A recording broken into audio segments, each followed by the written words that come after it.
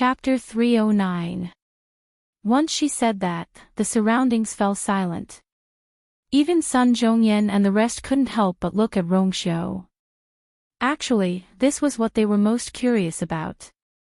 Back then, even Wei Yun was stopped outside, but Rongxiu successfully barged in and went all the way to the 6th floor.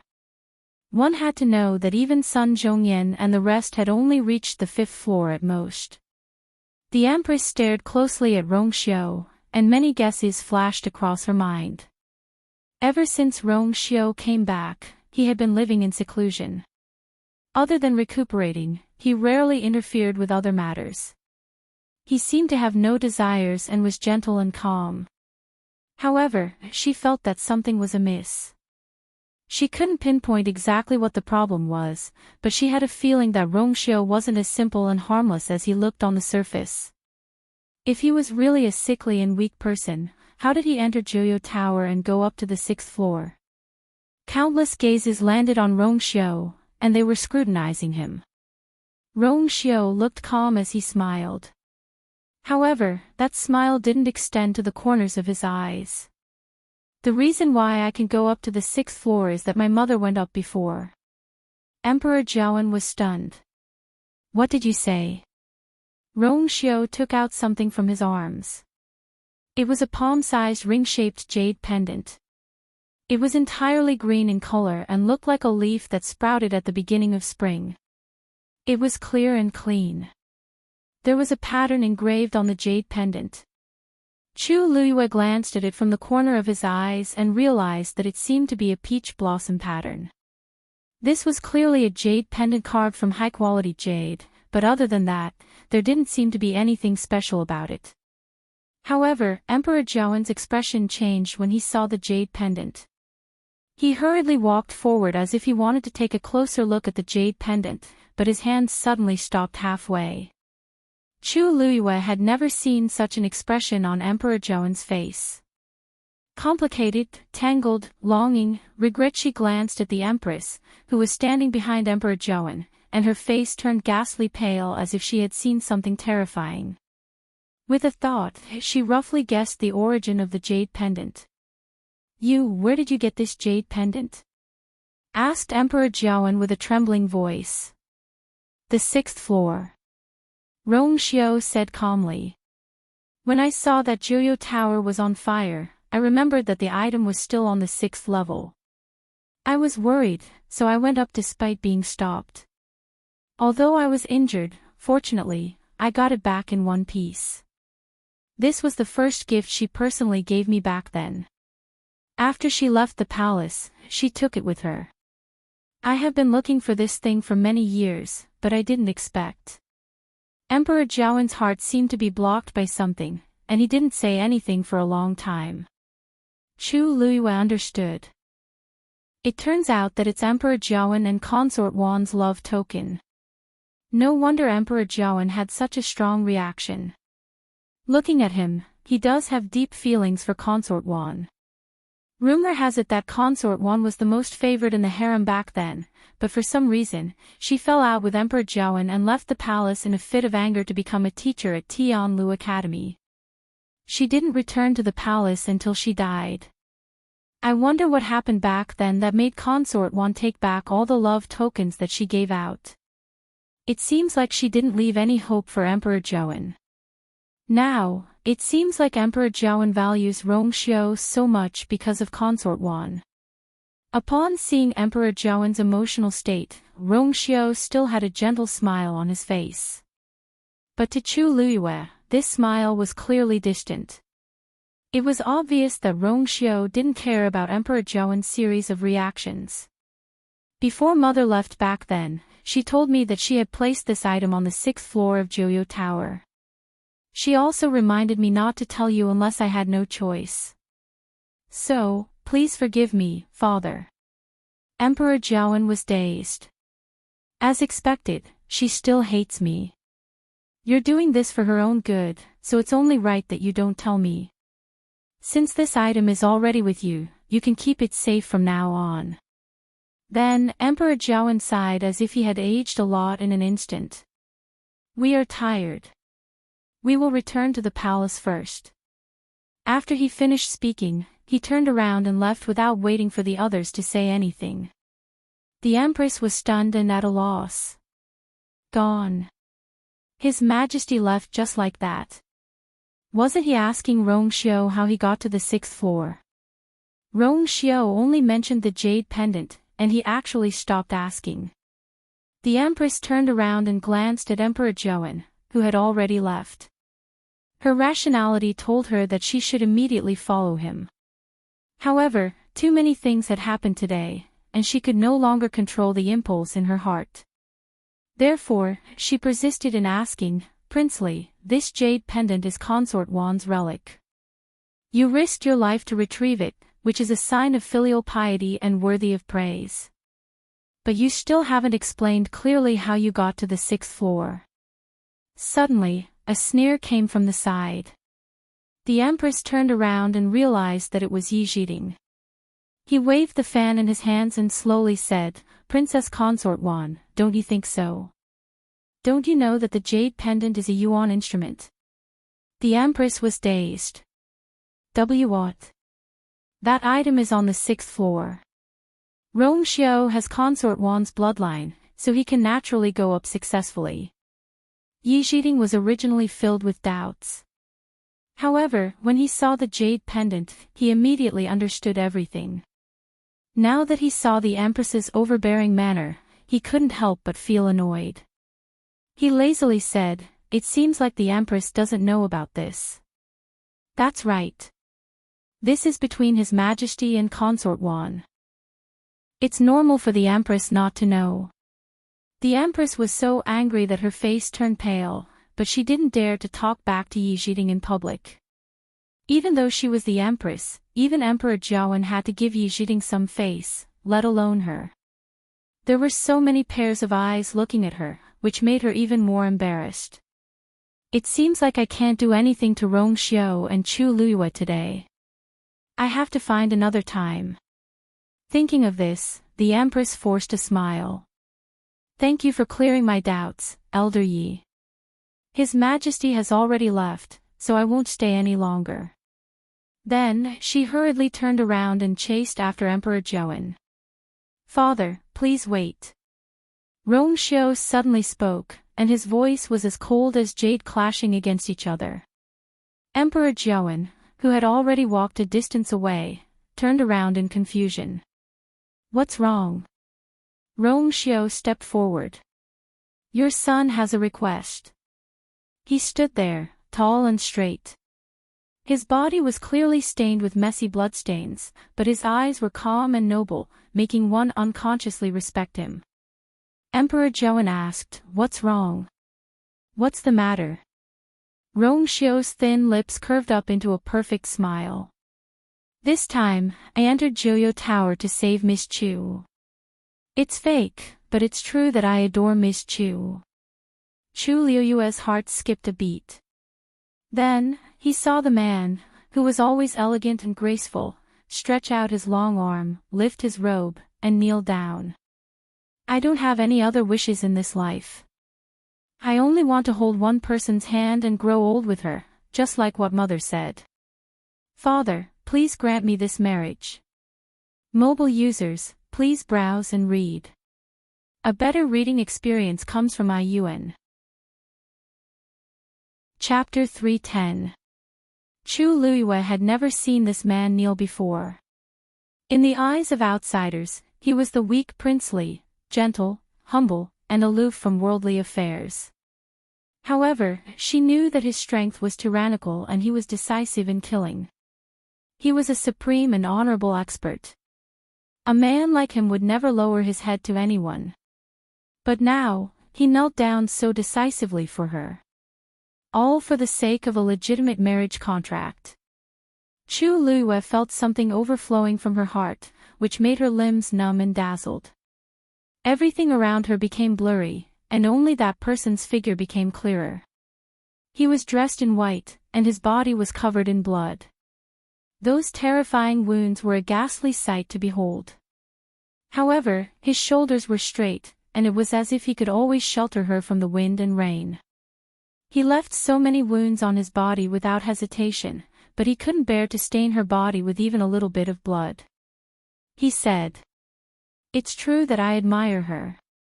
He said, "Hold her hand, and we'll grow old together." He said. Chu Liuyue's eyes reddened, and something sturdy in her heart seemed to shatter. She suddenly thought that if she didn't experience the heart-wrenching betrayal in her previous life and if she didn't get reborn, she might not have met Rongxiu in her entire life. If Rongxiu was heaven's compensation for her, then she was finally willing to accept all the pain that she had gone through in the past. Some scars would never fade, and once one saw them, they would remember everything that they had gone through. However, there was finally someone who could give her more joy and fill up all the regrets, giving her a peaceful and happy future. This was probably her greatest luck. Rongxiu's words shocked everyone present. Emperor Jiawen almost suspected that he had heard wrongly. What did you say? Why you want me to bestow marriage between you and Lu Yu? Rongxiu lightly nodded, and his expression was calm and determined. This clearly wasn't a spur-of-the-moment decision. Emperor Jiawen opened his mouth and scanned the two of them with a complicated gaze. Rongxiu was actually interested in Chu Liyue. Even though he was surprised, it was still within his expectations. In terms of appearance, Chu Liyue was absolutely devastatingly beautiful. In terms of strength, Chu Liyue had just taken first place twice in the Qing Jiao competition. He was undoubtedly a top genius. In terms of family background, although Chu Liyue and his daughter had completely fallen out with the Chu family, Chu Liyue was now the commander-in-chief of the Imperial Guards, and Chu Liyue was Yi Zhiding's only disciple. No matter how one looked at it, Chu Liyue was definitely worthy of Rongxiu. Moreover, this time it was Rongxiu who took the initiative to speak. For so many years, Rongxiu had never asked for anything, except this time. And it was to ask for a marriage contract. Emperor Jiawen suddenly recalled that Rongxiu had used all sorts of reasons to reject him when he asked him to choose a princess consort. At that time, he didn't think about it, but now that he thought about it, perhaps he already had this idea at that time. How could he have failed to see that? But after the shock, Emperor Jiawen's thoughts changed, and he suddenly felt that this was not bad. Rongxiu should have gotten married. Chu Liyue was so outstanding and could risk her life to save him. She was indeed the best candidate. His expression changed slightly. Rongxiu's sudden marriage proposal caught everyone off guard. Many ladies in the crowd looked disappointed and regretful. I didn't expect Prince Li to like Chu Liyue. There's nothing strange about this. After all, Chu Liyue is outstanding in all aspects. In the past, many people avoided her because she offended the Chu family and the crown prince. However, the situation changed after the Qing Jiao competition. I heard that a few young masters from aristocratic families wanted to propose to her. However, since Prince Li has personally spoken, the others definitely don't have a chance. Actually, other than being outstanding, Prince Li isn't good in other aspects. Strength is everything. There's nothing special about a sickly person like him. Anyway, His Majesty loves Prince Li. So what if he's sickly? I think some people are just sour grapes because they can't eat them. Don't spout nonsense. Situ Xingqian, who was standing in a secluded corner, felt her limbs turn cold as she dazedly watched the scene from afar. All sorts of discussions entered her ears, and they were like daggers stabbing into her heart. She was clearly not injured, but she felt pain all over for some reason. Previously, when she saw that Rongxiu was severely injured, she was still worried and wanted to go forward to comfort him. But now, her legs felt like they were filled with lead, and they were extremely heavy. She clearly heard what Rongxiu said previously. He actually said that he admires Chu Liyue. He even took the initiative to ask for her hand in marriage. I've known Rongxiu for so many years, but I've never heard him say the word beg. Now, he's actually willing to do this for Chu Luiyue. What's so good about that cunning and sinister Chu Luiyue? Situ Xingchen clenched her fists and harshly shut her eyes. Chu Ning quietly walked to Chu Luiyue's side and threw her a questioning gaze. What's going on with Prince Li?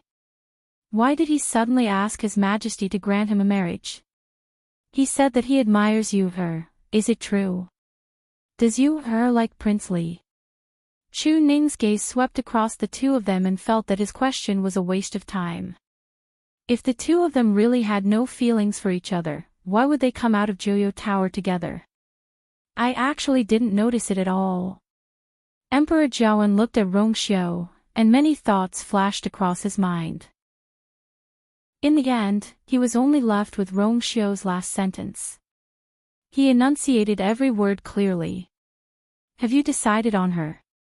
Rongxiu nodded. Father, please grant my wish. Emperor Zhaowen then looked at Chu Luiyue.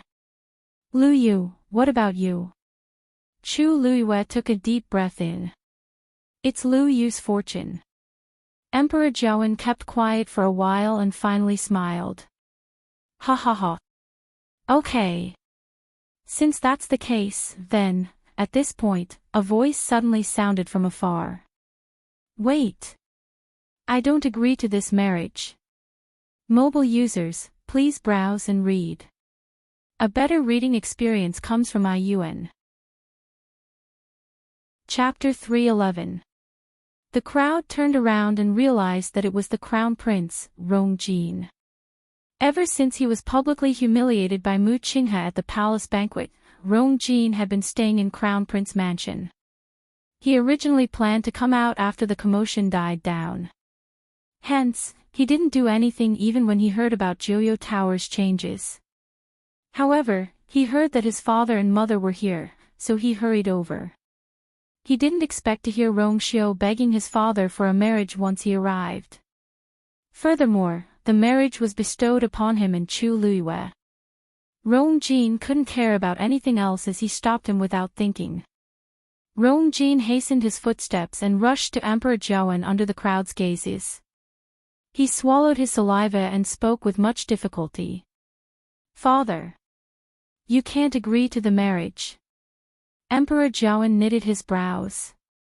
Crown Prince, you're too rude. Who does he think he is? Why did he suddenly appear at this time and speak with such a tone? Rong Jin was shocked and then realized that what he was doing wasn't very appropriate. However, the situation was urgent, and he had no other choice. Seeing Rong Jin like this, the Empress's heart skipped a beat when she thought of his stupid words about remarrying Chu Luiyue as the Crown Princess. Is Rong Jin crazy for appearing at this time? Crown Prince, this has nothing to do with you. You can leave now, said the Empress calmly with a hint of warning in her tone. However, Rong Jin couldn't listen to anything at this point. He finally realized that he liked Chu Luiyue. How could he let it go? It was impossible for him to give her to someone else.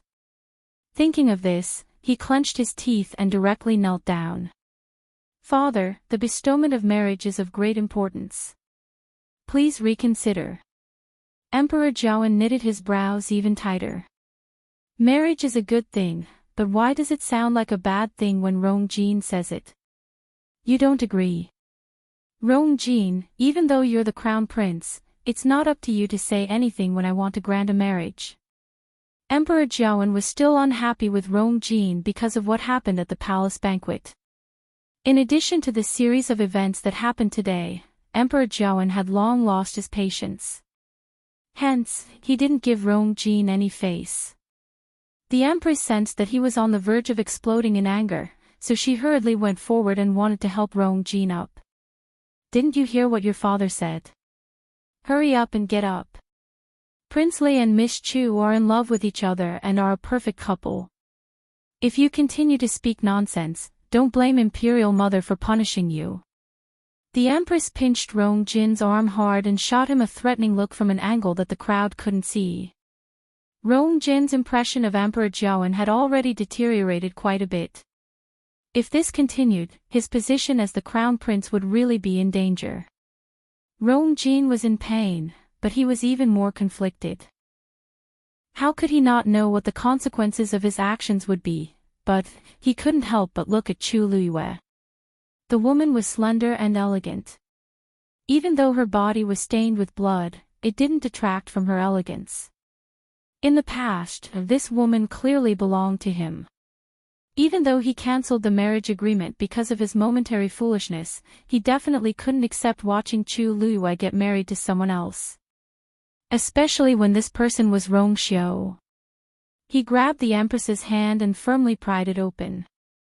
The Empress's heart sank, and she heard Rongjin say word by word. "Father, I'm serious. This is because I'm also interested in Lu Yu." Gasps could be heard from the crowd. Did I hear wrongly? The crown prince actually said that he's interested in Chu Luiyue. I really don't understand. He had a marriage agreement with Chu Luiyue in the past, and he was the one who wanted to cancel it. How long has it been, yet he's regretting it now? Isn't it normal to regret it? The current Chu Luiyue is outstanding in every aspect. If I missed out on such a fiancé, I'd also regret it. Even so, it's not good for the crown prince to go back on his words. Besides, it's clearly Prince Li who proposed the marriage first. Now that the crown prince is interfering, it's a little too much. I don't know what His Majesty is thinking. The crown prince and Prince Li are fighting over a woman in public. It's really... Chu Xianmin, who had rushed over with Rongjin, coldly watched this scene. Her lips under the veil couldn't help but curl up into a mocking smile. She originally thought that her heart would ache, but when she saw Rongjin say those words in public, she shockingly realized that she only wanted to laugh. He has always been like this, hasn't he? In the past, Chu Luiyue was a good-for-nothing who was bullied and miserable. Rongjin felt that this fiancé of his had embarrassed him and didn't want to stay with her for a while. Now that Chu Xianmin's looks were ruined and her reputation was tarnished, he didn't care about her at all. He was always chasing after better things as if all the good things in the world should be his. What a joke. I accompanied and served him day and night, but I didn't get any affection from him. Instead, I have to stand here and watch him go crazy for another woman. Chu Xianmin looked down and hid the ripples in her eyes. Emperor Jiawen was shocked. What did you say? Rongjin took a deep breath in and said, in the past, I was insensible and didn't cherish Lu Yu. Now that I've come to my senses, I only hope that father can restore our marriage agreement. I'll definitely treat her well. Father, please grant me my wish. Emperor Jiawen almost thought that there was something wrong with Rongjin's brain. He's the one who wants to cancel the marriage agreement, and he's the one who wants to restore it.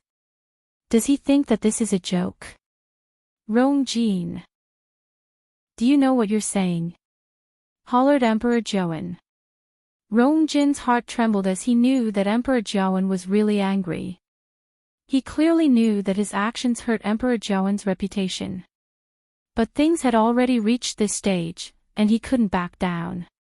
He had already knelt down and said what he wanted to say. Wouldn't it be even more laughable if he gave up just like that? Besides, he really didn't want to give up on Chu Luiyue. He straightened his back, looked at Emperor Jiawen, and said, I've already made up my mind. So what if you've already made up your mind? You can't be so presumptuous in this matter. Rongjin choked for a moment. I'm the crown prince, and Lu Yu is the best candidate for the crown princess. Emperor Jiawen was really furious, and his chest heaved up and down violently. If they weren't in front of so many people, he would have harshly kicked Rongjin. In the past, he thought that Rongjin was good in every aspect and was the best candidate for the crown prince. However, he didn't know when Rongjin started to become narrow-minded and calculative. He even used despicable means to achieve his goals. He forgave Rongjin again and again as he always thought that Rongjin would change. However, it seemed like he was very wrong now. Rong Jin's personality wouldn't change at all. Rong Xiao had asked for Chu Liuyue's hand in marriage in public because of his love and gratitude for her. What about Rong Jin? By doing this, he's openly snatching a woman from his brother. Yet, this woman was the one he cancelled his marriage agreement with. He had completely disgraced the royal family. Emperor Zhaoan pointed at Rong Jin's face and sneered. It seems like you're really tired of being the crown prince. Today, I'm going to remove you as the crown prince.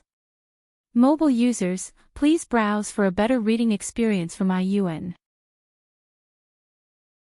Chapter 312. Your Majesty.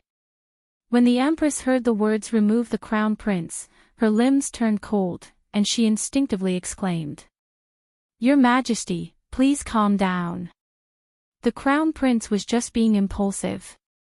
You mustn't, being impulsive. I think he's clearly relying on his status as the crown prince to think that everything has to be listened to." Emperor Zhaoan was furious. He doesn't deserve to be the crown prince. He had long known that Rong Jin desired the throne. In the past, he secretly tried to kill third prince. Now, he wants to snatch the princess consort from seventh prince. It's not even his turn to sit on the throne, yet he's already so arrogant. Once he takes power in the future, I don't know what he'll become. The Empress's legs turned to jelly, and she almost collapsed on the floor. Emperor Zhaoan's sentence was equivalent to sentencing Rong Jin to death. Once he was really removed, he would never be able to make a comeback. Your Majesty. It's all my fault. I didn't teach the crown prince well. Please let him off this time. The Empress knelt down and begged. Rong Jin was also dazed. Father. I just want to marry Chu Liyue as my princess consort. I didn't do anything outrageous, so why is father so angry? He even wants to remove my crown prince position. Pack! An extremely loud slap suddenly rang out. The Empress harshly slapped Rong Jin and hollered, "Hurry up and apologize to your imperial father." Rong Jin's face was slapped to the side, and his cheeks quickly swelled up. Blood even seeped out of the corner of his lips. It was obvious how hard the Empress slapped him. Why are you in a daze? The Empress was very anxious. Her face was green and white, and tears even flowed out of her eyes. At this point, she really wanted to go forward and slap Rong Jin awake. Does he know what's going on? His Majesty has already spoken. If we don't stop this as soon as possible, the crown prince will definitely be removed. By then, it will be impossible to salvage the situation. Rong Jin has always been smart, but why did he become so stupid today? No, I should say that ever since he interacted with Chu Liyue, he gradually became like this. All of this was caused by Chu Liyue. If it weren't for her, Rong Jin was dizzy from the beating, but he finally woke up from the Empress's scolding. He knelt and took 2 steps forward. Imperial father, please calm down. I know I was wrong. Emperor Zhaoan sneered. Do you know your mistake now? Weren't you acting like a crown prince just now? Actually, even though he was angry that Rong Jin sent someone to assassinate Rong Xiao, he didn't really want to cripple Rong Xiao. The members of the royal family were heartless to begin with. Especially the emperor. If Rong Jin was ruthless enough, it wouldn't be all bad. However, today's matter made him extremely disappointed. Rong Jin actually did such a thing in public for a woman. Such a person would not be able to take on such a huge responsibility. Rong Jin was flustered, and he then realized that things were developing in an uncontrollable direction. Father, I didn't. But Emperor Zhaoan couldn't be bothered to listen to his explanation. Men. Pass down the decree, Your Majesty, please wait.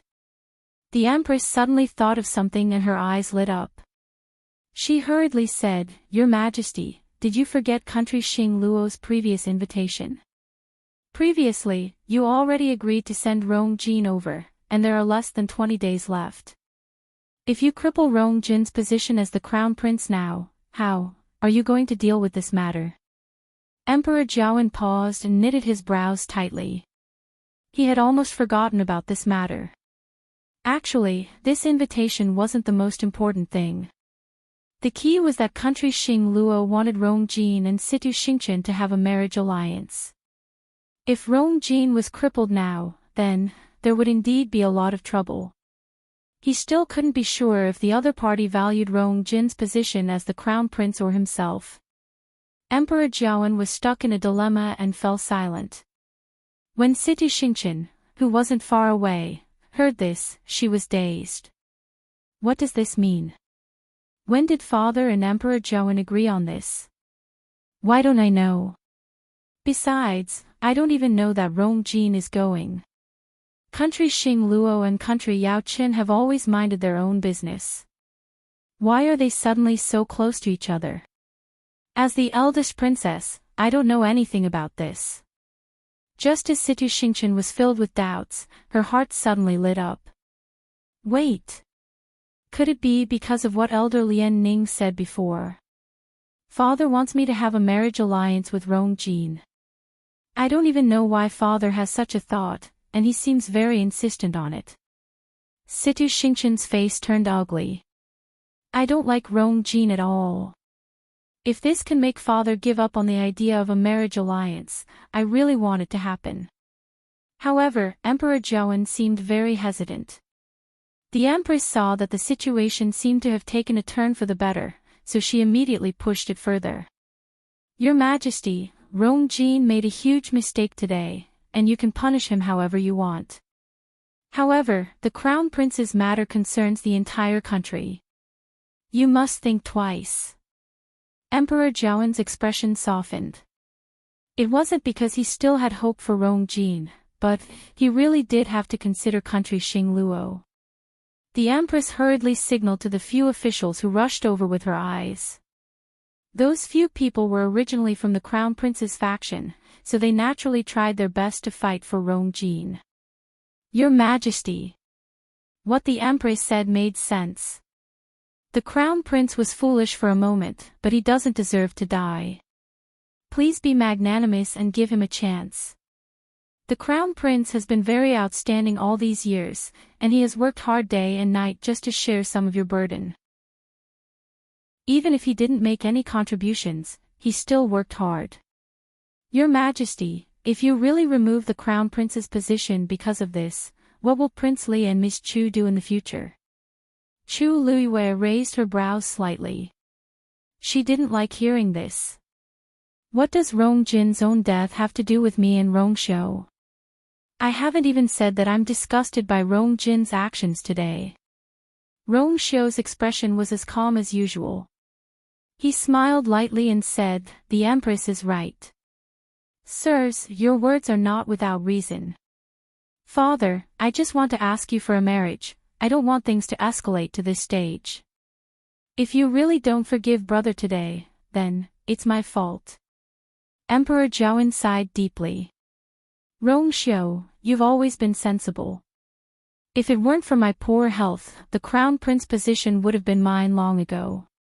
Where would Rong Jin be? What a pity. Emperor Jiawen's regretful expression stabbed the Empress and Rong Jin's hearts again. But at this point, they didn't dare to show any unhappiness no matter what. After a stalemate, Emperor Jiawen finally looked at Chu Luiyue. Lu Yu, what do you think? Chu Luiyue bent his knees and bowed. Your Majesty is wise. Ever since the Crown Prince broke off the engagement with me, we haven't interacted with each other. So, I don't know why he suddenly acted this way today. On the other hand, Prince Li has helped me time and time again. Lu Yu is very grateful. So, Lu Yu is willing to take care of Prince Li for the rest of his life and never betray him. Mobile users, please browse for a better reading experience from AI Network. Chapter 313. She enunciated every word and sentence clearly. Emperor Jiawen looked at Chu Luiyue with a deep gaze. After a while, he finally spoke. Chu Luiyue, daughter of the Imperial Guard's commander, Chu Ning, is gentle, elegant, and dignified. I like you very much. Today, it's time for my seventh son, Prince Li, to get married. For the beauty of Prince Li, I specially betroth Lu Yu to Prince Li as his princess consort. The wedding will be held on a date. Emperor Jiawen's low and powerful voice clearly echoed in the crowd's ears. Everyone was silent for a moment. Before this, nobody expected Prince Li to marry Chu Luiyue. These two people who didn't seem to have much interaction actually became a couple. Now that the imperial edict had been issued, everything was set in stone. Rong Xiu's thin lips curved up slightly. Thank you for your grace, father. This voice finally made the crowd recover their senses.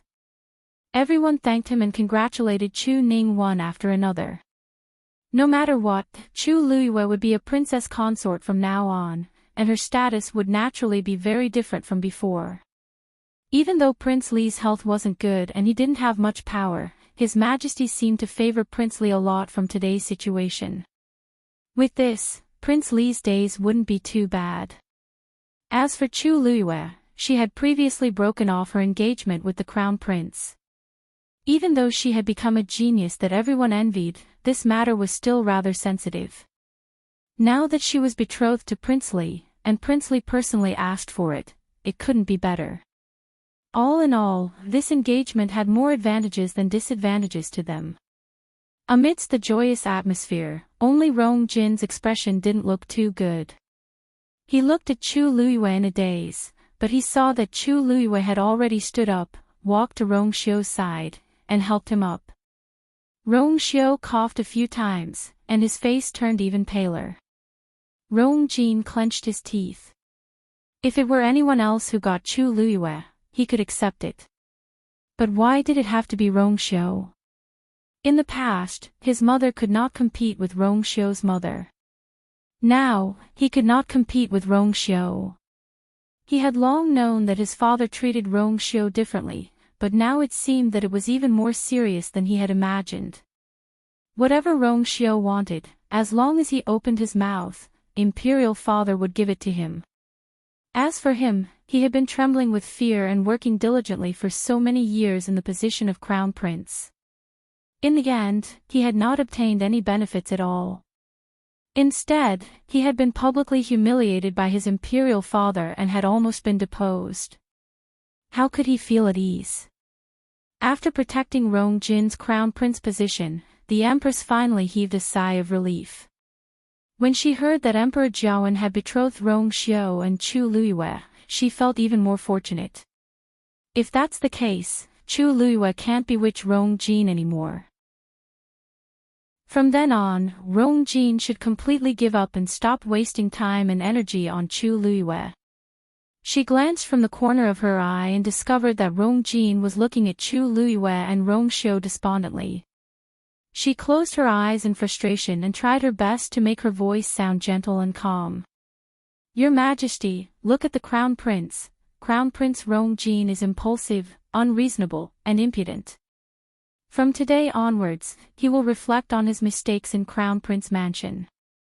Without my orders, he's not allowed to come out. Nobody else is allowed to enter and visit him. This was equivalent to house arrest. Even though he was also under house arrest as a punishment previously, most people did not know about it. But this time, in front of so many people, Rong Jin had completely lost his face. However, the Empress was already very satisfied with this outcome. As long as Rong Jin was not deposed, everything could be restarted. Crown Prince, hurry up and thank him. The Empress glared at Rong Jin warningly. Rong Jin then recovered his senses. Thank you for your forgiveness, father. Emperor Jiawen felt annoyed just by looking at him. He grunted coldly and turned to leave. The Empress and the rest hurriedly followed. Eunuch Min first congratulated Rong Xiu, Chu Luiyue, and the rest before walking to Rong Jin's side and persuading him. Your Highness, His Majesty and Her Majesty have already left. You must be tired today. Quickly go back and rest. Then, he signaled the people beside him with his eyes and quickly walked away. After walking a distance, Eunuch Min turned back to take a look. He waved his horsetail whisk and shook his head. Even if this crown prince keeps his position today, he won't be able to have a stable life in the future. Crown Prince Mansion's people hurriedly went forward and wanted to help Rong Jin up. Rong Jin then realized that there were countless pairs of eyes staring at him from the surroundings. Mockery, mockery, and disdain. A strong sense of humiliation surged in his heart, and his face turned green. Chu Xianmin walked over. Your Highness, let's go back. Rong Jin pushed her away. Get lost. Then, he hurriedly left with indignation. Chu Xianmin was pushed to the side, but she didn't say anything and just followed him silently. Their figures quickly disappeared from the crowd sight. Quite a few people secretly sighed.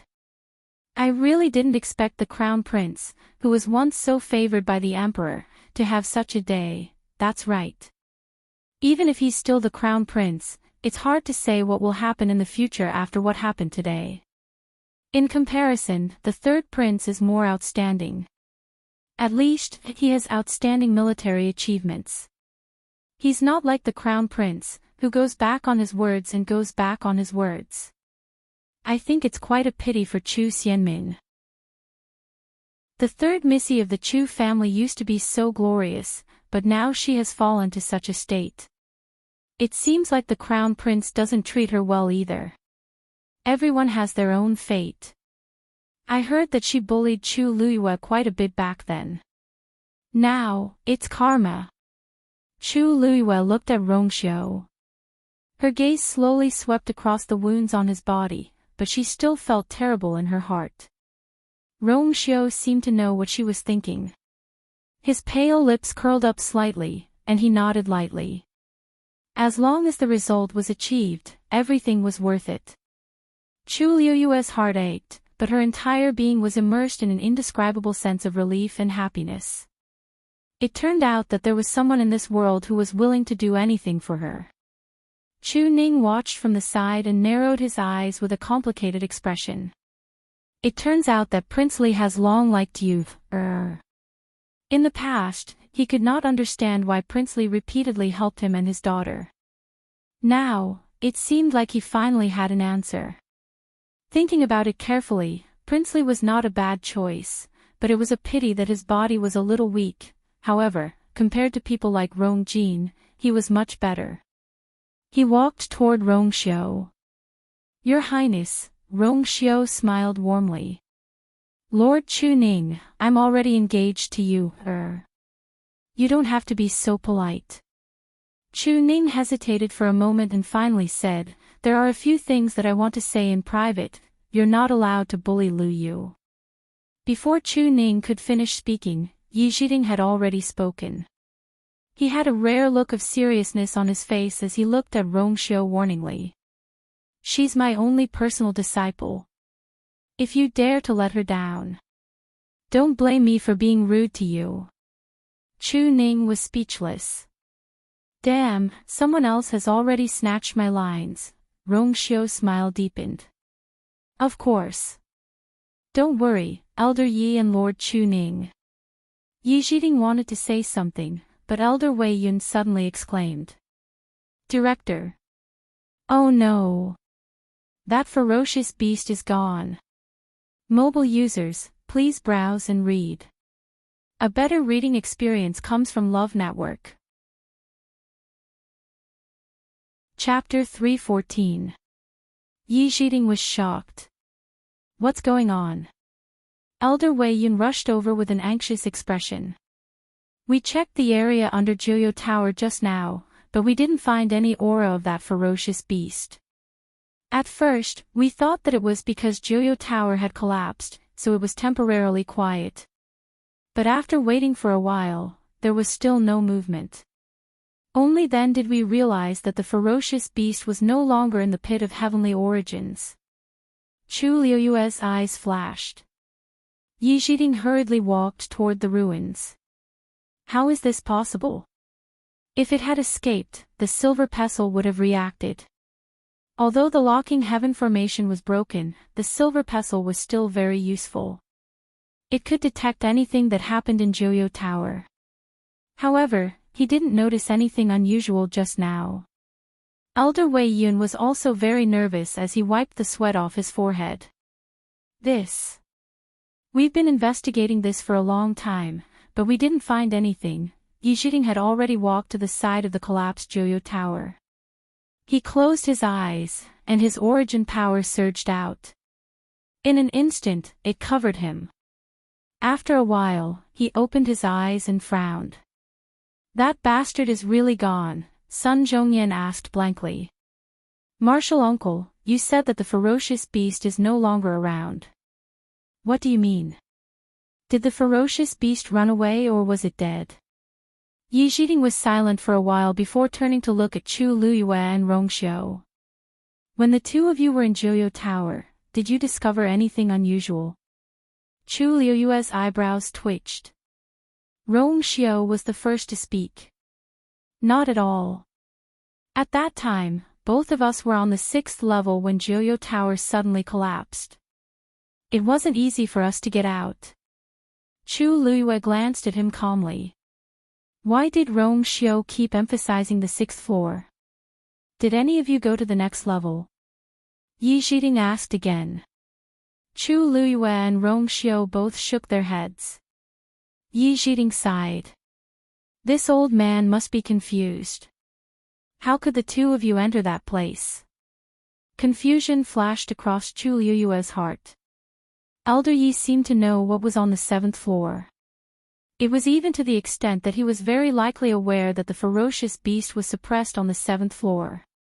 He was the dean of Tianlu Academy, so it was normal for him to know about this. But, what's going on with Rongxiu?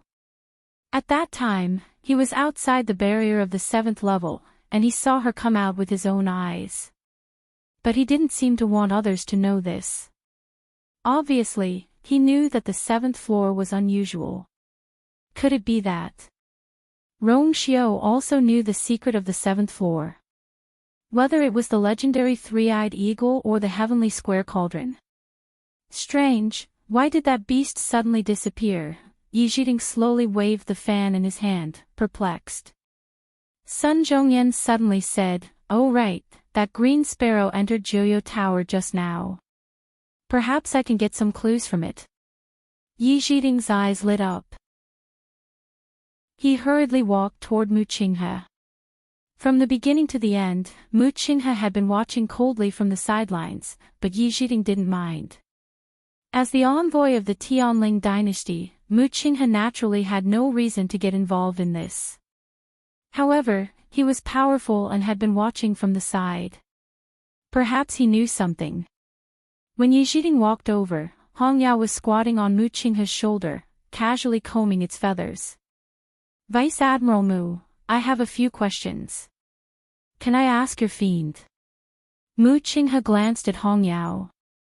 Hong Yao then stopped and sized Yi Zhiding up. Yi Zhiding coughed. I wonder if your injuries were caused by that ferocious beast. Hong Yao glared at him. Then, it angrily turned its head away. Didn't I just suffer some minor injuries? I'm basically healed now, alright. Why did he have to mention this? Mu Qinghe was expressionless. That's right. Yi Zhiding asked again. Then, do you know what happened to it? Hong Yao shook its head frantically. Yi Zhiding didn't quite believe it.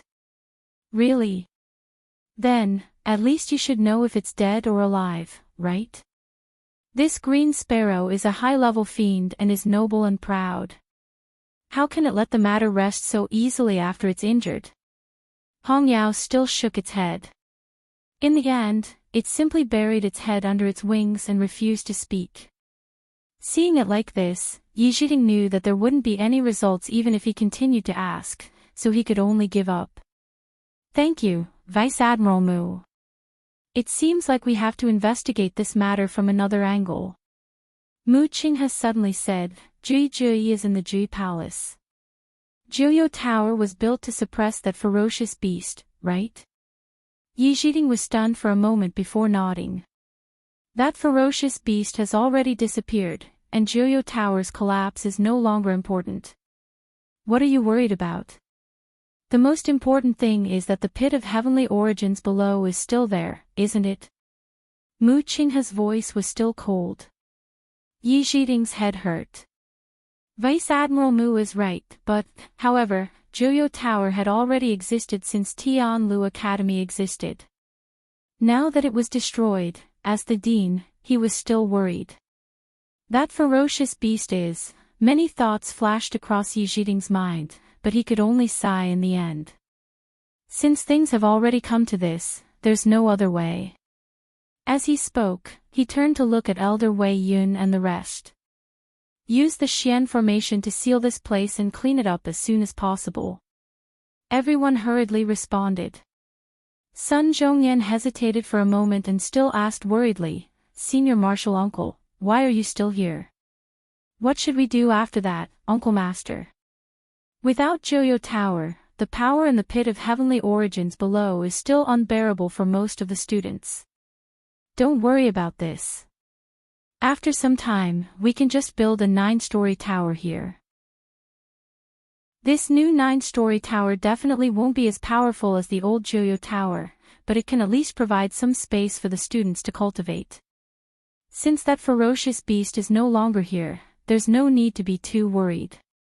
Everyone looked at each other and realized that this was the best solution, so they could only agree. Then, Sun Zhongyan quickly let the students leave, leaving only the elders and teachers to deal with the ruins together. Mu Qinghe didn't want to stay any longer and turned to leave. However, when she walked past Chu Luiyue, she looked at her meaningfully. Your ability seems to be stronger than I thought. Chu Luiyue looked calm. Vice Admiral Mu is overpraising me. You know very well whether I'm overpraising you or not. After all, not everyone can rely on the Yuan instrument to reach the 6th level. Mu Qinghe's eyes were filled with scrutiny. Chu Luiyue smiled. Actually, this is all thanks to Dumpling. Lu Yu is just a stage 2 warrior. He's really not enough. After the battle with Hing Jingchua in the Qing Jiao competition, everyone knew that she had an unusual blood ferret. Mu Qinghe's gaze flashed past Dumpling, who was on Chu Luiyue's shoulder, and she suddenly said, I feel that your aura seems to be stronger than before. I seem to have seen the aura of your magical beast somewhere before. Translator, Endless Fantasy Translation Editor, Endless Fantasy Translation. Chapter 315. Chu Luiyue raised her eyebrows in surprise. Oh. Where did Vice Admiral Mu see a magical beast similar to Dumpling? If they were fated to meet, Dumpling must have hit it off very well. Mu Qinghe stared at Chu Luiyue, as if he was considering whether she meant what she said. It's the magical beast of an old friend of mine. But it's not a blood ferret, but... He paused, and a cold smile suddenly appeared at the corner of his mouth. Forget it, it's already dead, there's no need to mention it. Chu Luiyue's heart twitched fiercely. She heard her own voice, that's a pity. It must be very cute if it's similar to Dumpling. But why did the magical beast die? Did it die in battle? Mu Qinghe's smile slowly disappeared, and his expression was as cold as ice. It's just that its master died, so it was buried along with him. But because the magical beast was very strong, it probably knew that it wouldn't be easy to die, so it chose to self-destruct. Every word was like a sharp knife, ruthlessly stabbing into Chu Luiyue's heart. Although she had already expected it, she still couldn't accept it when she heard it with her own ears. Oh, right, that old friend of mine is the one I said you were similar to. Mu Qinghe's face was expressionless, and his tone was very calm, as if he was talking about something very ordinary. Chu Luiyue forced her lips to move, but her limbs were cold, and it was almost impossible for her to move. Is that so? Cough cough, cough cough. Rongxiu, who was next to her, suddenly coughed violently. Chu Luiyue quickly looked over. Rong. Your Highness Princely, are you okay? Rongxiu finally stopped, and his lips were pale as he smiled. Nothing, just a little tired, Chu Luiyue immediately said, then I'll send you back to the Prince Li's residence. A faint smile appeared on Rongxiu's face. Thank you very much. Chu Ning was also a little worried. I will go with you. After saying that, they planned to leave together. Mu Qinghe was still standing there, looking at Chu Luiyue. Chu Luiyue took a step forward, then turned his head and asked, What's the matter? Vice Admiral Mu, is there anything else? Mu Qinghe paused and didn't say anything. She turned around and left. Chu Ning looked at his back view, walked to Chu Luiyue's side, and whispered, did you offend Vice Admiral Mu before? Chu Luiyue curled her lips nonchalantly. Perhaps. But that was not important. After Emperor Zhaoan and the others left, Rongxiu and the rest quickly returned.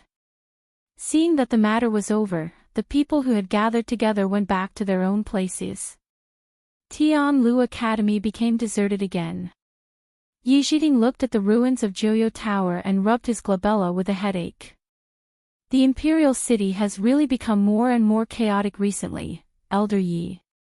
A voice was suddenly heard. Yi Zhiding looked up and quickly furrowed his brows. Fu Yunshan. Qinghan. Elder Yi, I didn't expect this to happen. We came late and couldn't help. I'm really sorry. Fu Yunshan explained regretfully. Qinghan's gaze swept across the ruins, and he was very proud. He couldn't help but tease. Yeah.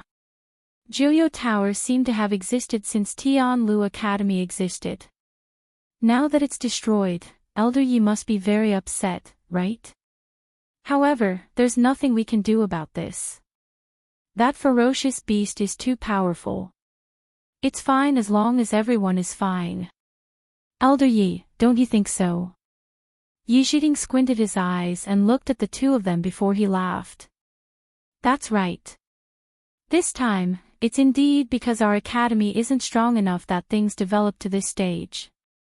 That ferocious beast is indeed very strong. Even if you helped, it wouldn't have been of much use. After all, your abilities. Ha! This old man has always been very straightforward. You don't mind, right? Fu Yunshan's expression instantly became very awkward. He secretly gave Qinghan a look. I already said that with Yi Zhiding's cultivation level, he would definitely be able to sense that we were nearby. We could have helped, but we didn't. Yi Zhiding must have a grudge against us. Qinghan was a little embarrassed by the mockery, but on second thought, Tianlu Academy suffered a huge loss, after all. Just this point alone would make him happy for a long time. Thus, he didn't care about Yi Zhiding's words at all. Elder Yi, you've been in seclusion for a long time. I'm afraid you don't know a lot of things that have happened outside. Although our abilities can't be compared to yours, we're not as weak as you say, ha ha ha. I was just joking. Why did you take it seriously, Qinghan? It's just like when you lost to me back then and said that you would send your disciple to defeat my disciple in the future. Wasn't that just a joke? Qinghan's face froze. Yi Zhiding asked in confusion, why? Why? Isn't it true? I heard that the pill your disciple used to win the Celestial Physician competition was refined by my disciple. If you're really still upset about what happened back then, you wouldn't have agreed to let your disciple take first place, right? Qinghan's expression changed, and it was very interesting. We haven't seen each other for so many years, but Yi Zhiding is still so merciless. His mouth is really disgusting. I suddenly remembered that our academy is going back tomorrow, and there are some things that we haven't had time to do yet. Since Tianlu Academy is in such a situation, we'll only cause trouble if we continue to stay here. We'll take our leave first." As Qing Han spoke, he turned around and left.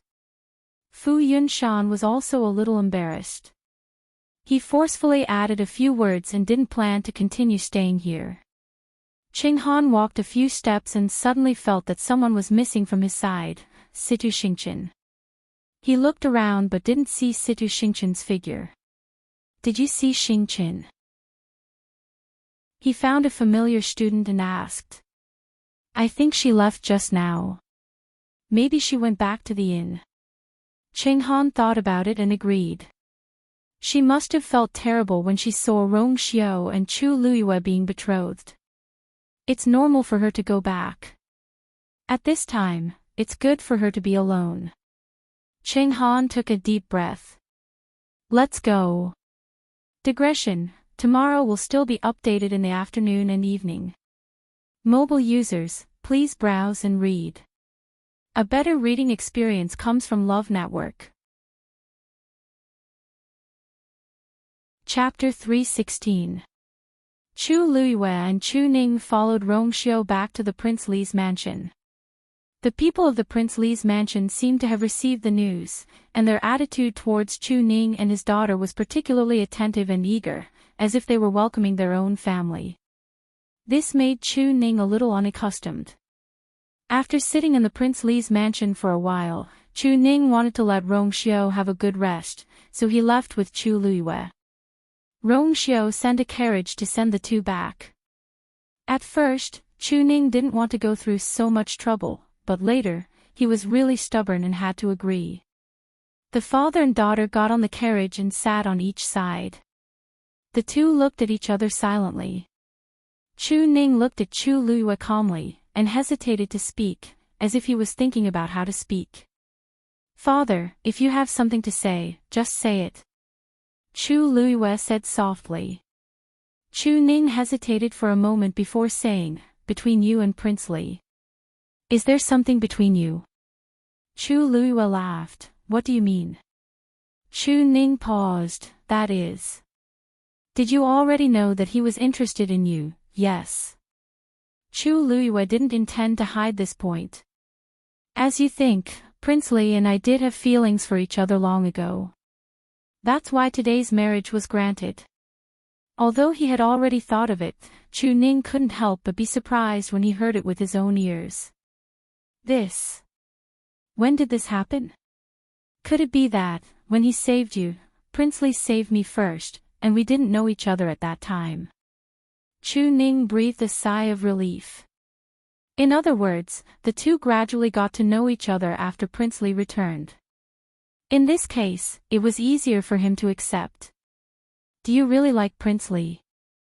Chu Ning stared into Chu Luyue's eyes and asked with a serious expression. Chu Luyue nodded slightly. Chu Ning was stunned for a while before he murmured, "That's good. That's good." His expression was a little complicated, as if he was sad and happy at the same time. He understood Yu's character very well. If she was not really interested in Prince Li, then today's bestowment of marriage, she would absolutely not agree. Prince Li is a good person. At the very least, he was much stronger than Crown Prince Rongjin. In the past, Yu didn't have good taste. She liked Rongjin for many years and suffered a lot of humiliation and grievances because of him. But things were different now. He could see that Li Wang valued Yu very much. It could even be said that he regarded her as a treasure. He could finally rest assured. It's just Li Wang's body. Have you checked Li Wang's pulse? Do you have any way to help me recuperate? Prince Li had died of illness when he was still in his mother's womb.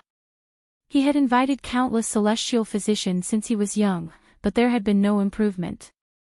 Otherwise, he wouldn't have been sent to Minghua Tianshan to recuperate for so many years. Chu Luyue looked at Chu Ning's worried face and felt warm and amused at the same time. "Father, don't worry. I'll do my best. No matter what happens to Prince Li's health in the future, I will always take good care of him. Chu Ning sighed and nodded. That's good. He had once hoped that you, could marry an ordinary and healthy person and live a peaceful life. However, you had already displayed shocking talent. She definitely wouldn't be as simple and ordinary as an ordinary person in the future. If your mother was still around, she would definitely be very happy. Deep nostalgia flashed across Chu Ning's eyes. Chu Liuyue's heart ached. For so many years, Chu Ning had to be both a father and a mother to bring up Chu Liyue painstakingly. No one could tell how sad he felt. She leaned forward and held Chu Ning's hand. The father-daughter duo sat in silence for a long time, but the atmosphere was warm and harmonious. Pack! The crisp sound of a slap resounded in the room. The Empress looked coldly at Rong Jin, who was standing in front of her. You're really crazy today. Rong Jin lowered his head and didn't say a word. I've long said that you shouldn't have any ideas about Chu Liyue. Are you treating all of it as passing wind? When I saw you lying on the bed earlier, I thought you were just talking nonsense because of your fever. I didn't expect you to run over today and openly snatch Chu Liyue from Rong Xiu. The Empress's finger was almost poking Rong Jin's head. Your father was right about one thing today, you're really tired of being the crown prince. Rong Jin wiped the blood from the corner of his mouth, and there seemed to be a fire burning in his heart. He finally couldn't help but retort. She's mine. Why did you've already broken off the engagement with her. The Empress suddenly raised her voice, and her gaze was as sharp as a knife as it ruthlessly scraped across Rong Jin's body. Don't forget that you were the one who brought it up. What did you say back then? You said that you had to break off the engagement with Chu Liyue and sever ties with her no matter what price I had to pay. Great, it's only been a few months, but you're acting like you're possessed. What do you want others to think of you, the crown prince? Do you know how much effort I spent back then to push you to the position of crown prince? The Empress's voice was already a little hysterical. Rong Jin looked up and saw that her face was contorted, and her eyes were filled with deep resentment. He was shocked and then realized that the Empress's emotions were exceptionally agitated today. He took a deep breath in and lowered his voice, still feeling indignant. But why does it have to be Rong Xiu? How can that good-for-nothing compare to me? Look at him, he won't be able to stand if he takes 2 more steps. Once he thought that Chu Liyue was actually betrothed to such a person, he was filled with disgust. The Empress's face darkened, and she suddenly sneered. Why? Why do you think? Rong Xiu personally begged your father, so how can your father not agree? You're better than him in every aspect, but who asked him to have a vixen mother? She's been dead for so many years, but she's still haunting me. She couldn't win against that woman back then, and now, her son can't win against that woman's son. Doesn't she hate her? Rong Jin then understood that the Empress was like this because she remembered the people and things back then. The Empress seemed to have noticed that she had lost her composure. She took a deep breath in and forced herself to calm down. Anyway, it wasn't easy for you to keep your position today. Your father can tolerate you once or twice, but there definitely won't be a 3rd time. Rong Jin pressed his lips against each other. I know my mistake. What's the use of knowing your mistake? You have to think of a way to make up for it. Rong Jin's eyes lit up. Mother, do you have a way? The Empress stared at him with a deadly gaze. Of course, I have a way. However, you have to swear that you'll never mention Chu Liyue again from now on. You'll completely give up on this thought. Rong Jin was stunned. But mother, she's the only one I like. The Empress looked at him warningly. Rong Jin subconsciously swallowed his remaining words. After a long time, he clenched his fists so tightly that they almost broke. Yes. The Empress heaved a sigh of relief, and her expression became gentler as she picked up the teacup at the side. The only way for you to stabilize your position as the crown prince is to marry Situ Xingqian. Digression: in the car, mobile users can continue to browse and read. A better reading experience comes from Love Network. Chapter 317. What? Rong Jin was dazed. Country Xing Luo previously mentioned to your father that they want you to marry Situ Xingqian. Situ Xingqian has a noble status and is very doted on. If you can marry her, you'll have a strong support. The Empress sipped her tea and coldly glanced at Rong Jin. If it weren't for this, why do you think your father let you off today? Rong Jin knitted his brows. But Situ Xingqian. Is this the only way? You're still unwilling. The Empress put down her teacup with a bang and sneered. No matter how you look at it, Situ Xingqian is an extremely good choice for the crown prince. What else are you unhappy about? Even though she didn't really like Situ Xingqian, she had been in the palace for many years and instinctively felt that Situ Xingqian wasn't simple. However, she couldn't care about that now. Rong Jin kept quiet. He was also very clear that his current situation was worrying, and Situ Xingqian was indeed the only person who could help him stabilize his position. Think of a way to contact Situ Xingqian. It's best if you can quickly win her favor. This way, things will be much smoother in the future. Rong Jin knitted his brows. But I'm already under house arrest, and I can't go out at all.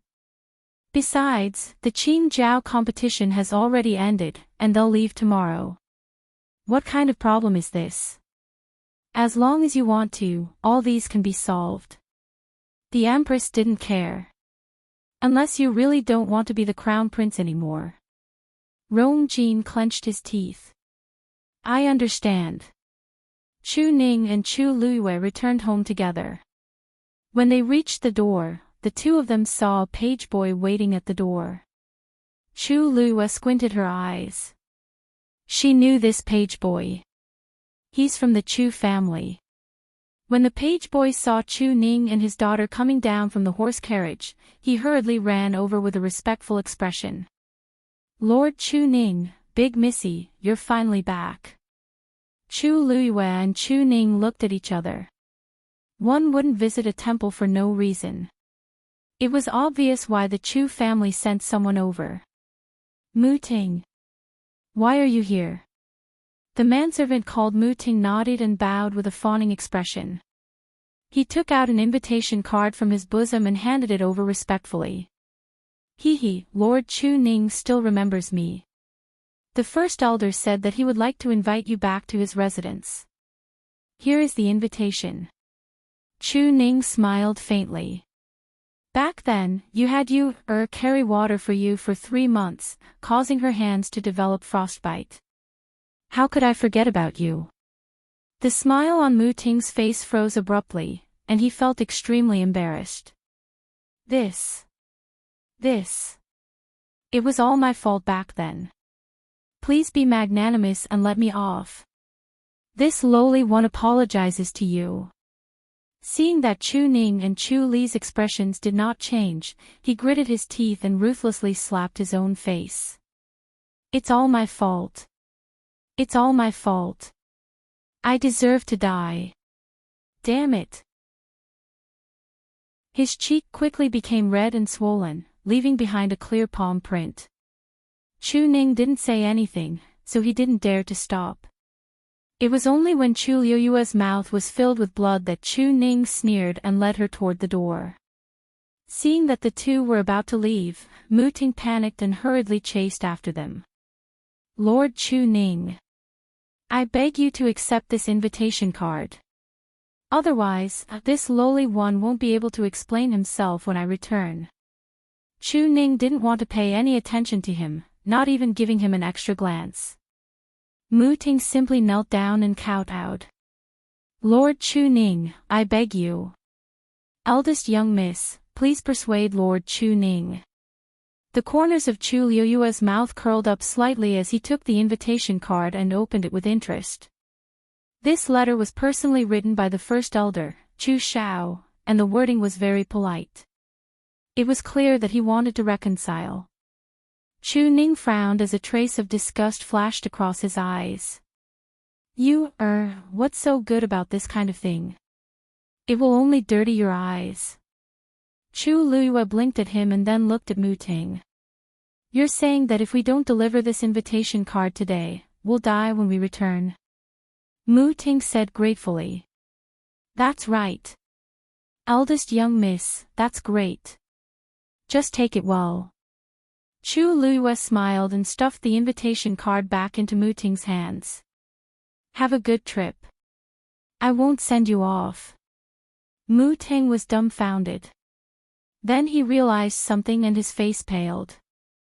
Eldest young miss, my father and I have already completely severed ties with the Chu clan.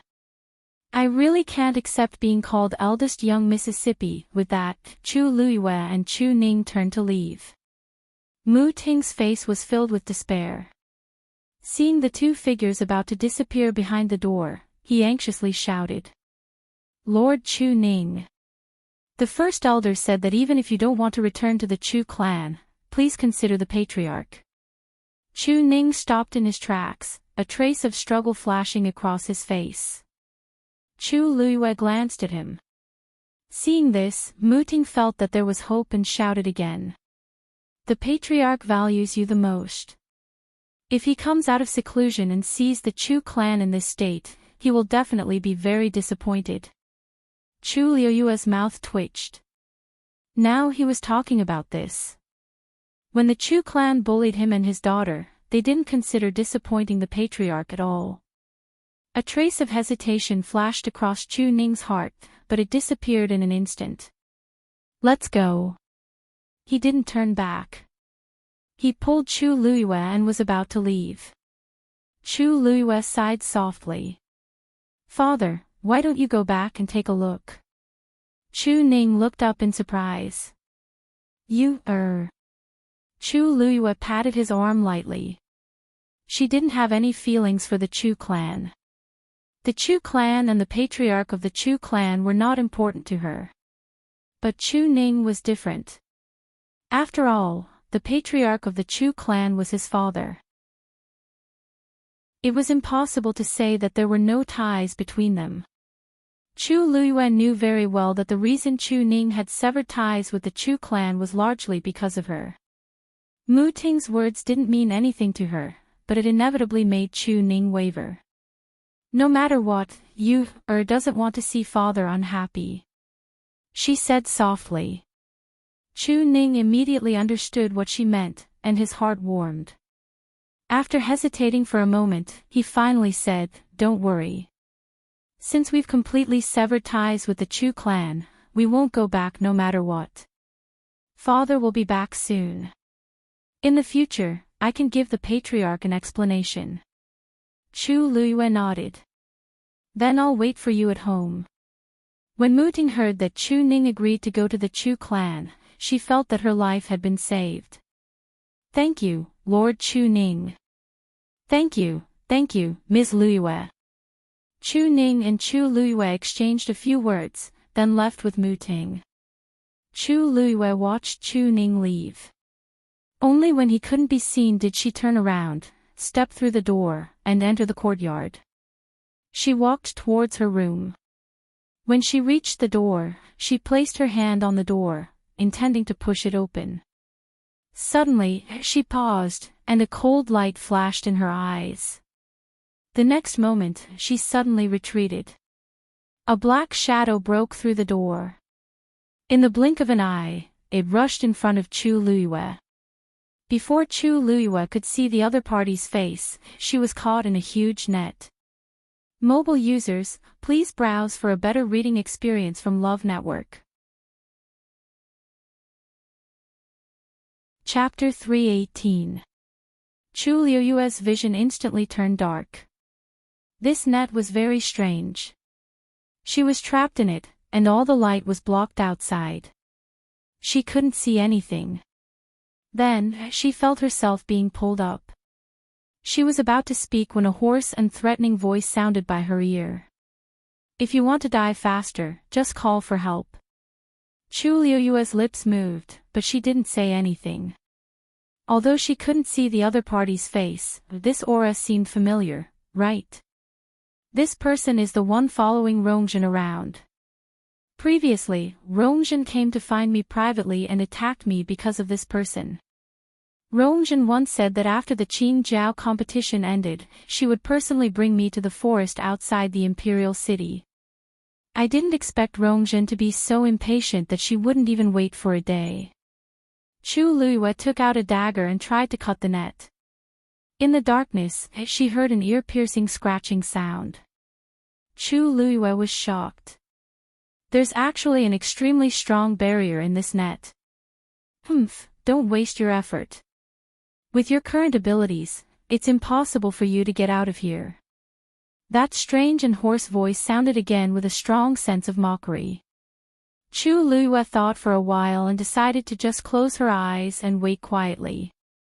Rongjin wanted to find trouble with me, and it's just nice. I also want to end this matter once and for all. Chu Liyue couldn't see the situation outside and could only feel herself being brought away quickly.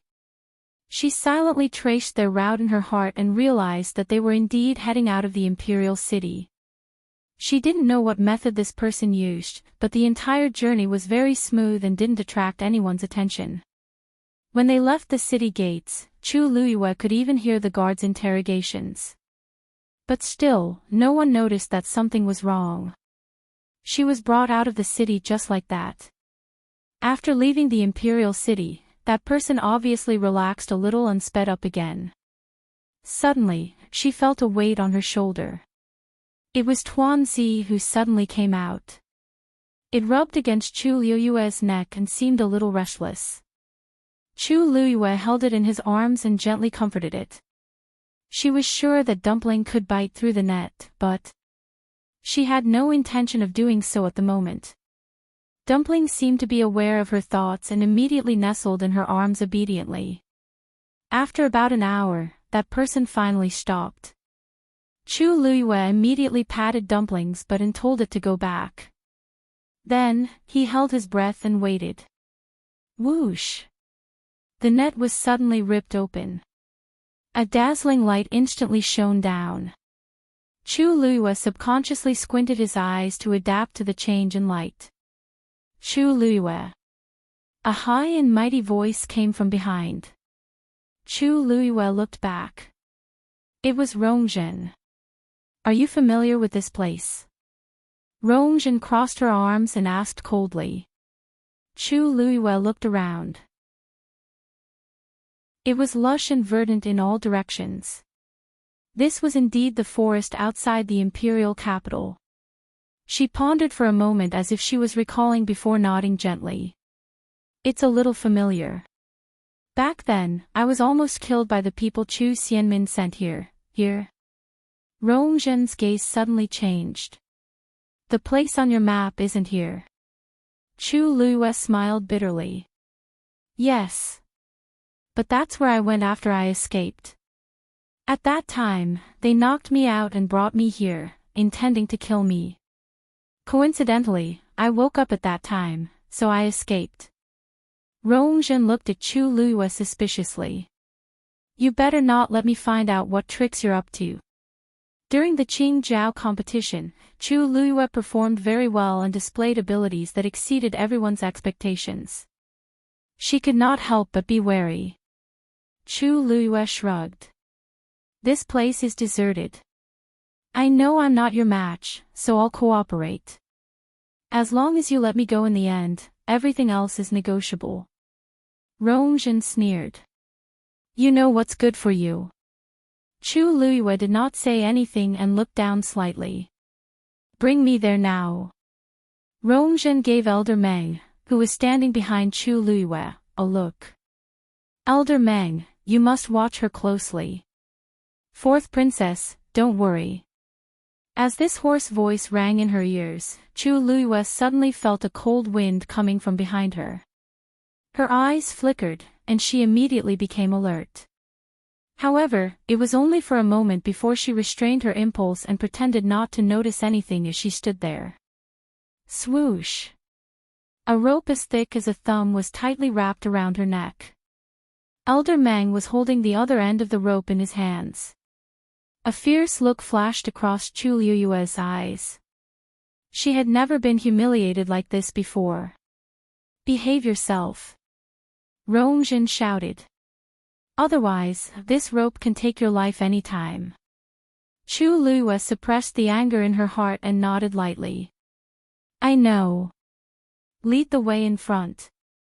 Chu Liyue took a deep breath and took a step forward. The moment she moved, the rope around her neck moved as well. Elder Meng and Rongjin followed behind. Chu Liyue finally managed to persuade Dumpling not to come out and continued walking forward step by step. Rongjin couldn't help but chuckle at this scene. If the people in the Imperial City see this scene, their jaws will definitely drop. The famous Chu Liyue actually has such a servile appearance. Haha. Rongjin was delighted. So what if he came in first in the Qin Jiao competition? So what if he has a Daijing Yuan meridian?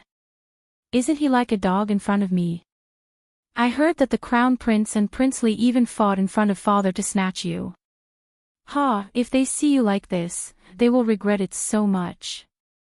Chu Liyue, you are really capable.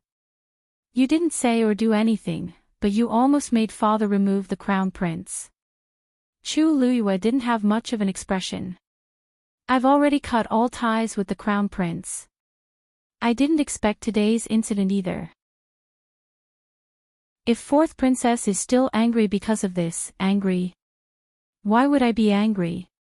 Can the Crown Prince blame others for his incompetence? Rongjin said sarcastically. Chu Liyue paused. That's strange. Rongjin and Rongjin were both born of the Empress, and they always had a good relationship. Why did they suddenly become like this? From her tone, it seems like she can't wait for Rongjin to be removed. When my Pearl of Essence recovers, one day, I'll let mother know that Rongjin is a hopeless case. I am much more outstanding than him. Upon hearing her words, Chu Liyue could basically confirm that Rongjin and Rongjin did have a conflict. However, she didn't know why. Just as she was thinking about this, she suddenly felt the rope around her neck being pulled tight. She held her breath, and she almost fell. She hurriedly turned around and saw Rongjin laughing heartily. Ha ha ha. How interesting. Elder Meng, why didn't I think of such a way to do this in the past? Chu Liyue, why don't you bark twice like a dog, and I'll let bygones be bygones. Mobile users, please browse for a better reading experience from Love Network. Chapter 319. Chu Liyue stared at Rongjin quietly. Fourth princess, this joke isn't funny at all. Rongjin's laughter stopped abruptly, and she looked at Chu Liyue. She saw a pair of clear, black jade-like eyes staring at her. That pair of eyes was calm and unperturbed, but it inexplicably made one feel fearful. A chill seemed to emerge from the bottom of her heart, causing her to shudder. Realizing that she was actually afraid of Chu Liyue, Rongjin was enraged, and she jerked the rope violently. What are you looking at? If you keep looking, I'll dig out your eyeballs. This time, Chu Liyue pulled the rope first and didn't let her do as she pleased. Rongjin tugged a few times and realized that it didn't budge. She felt even more embarrassed and flew into a rage. Elder Meng. Teach her a lesson. Fourth princess. Chu Liyue suddenly spoke, and his lips curved up without any trace of a smile. Did you spend so much effort to bring me out just to teach me a lesson? Rongjin was taken aback. I know that it's easy for you to kill me here. Perhaps no one will ever find out that it was you, fourth princess, who did it. But are you sure this is what you want? If I die, your Pearl of Essence will never recover. How dare you threaten me?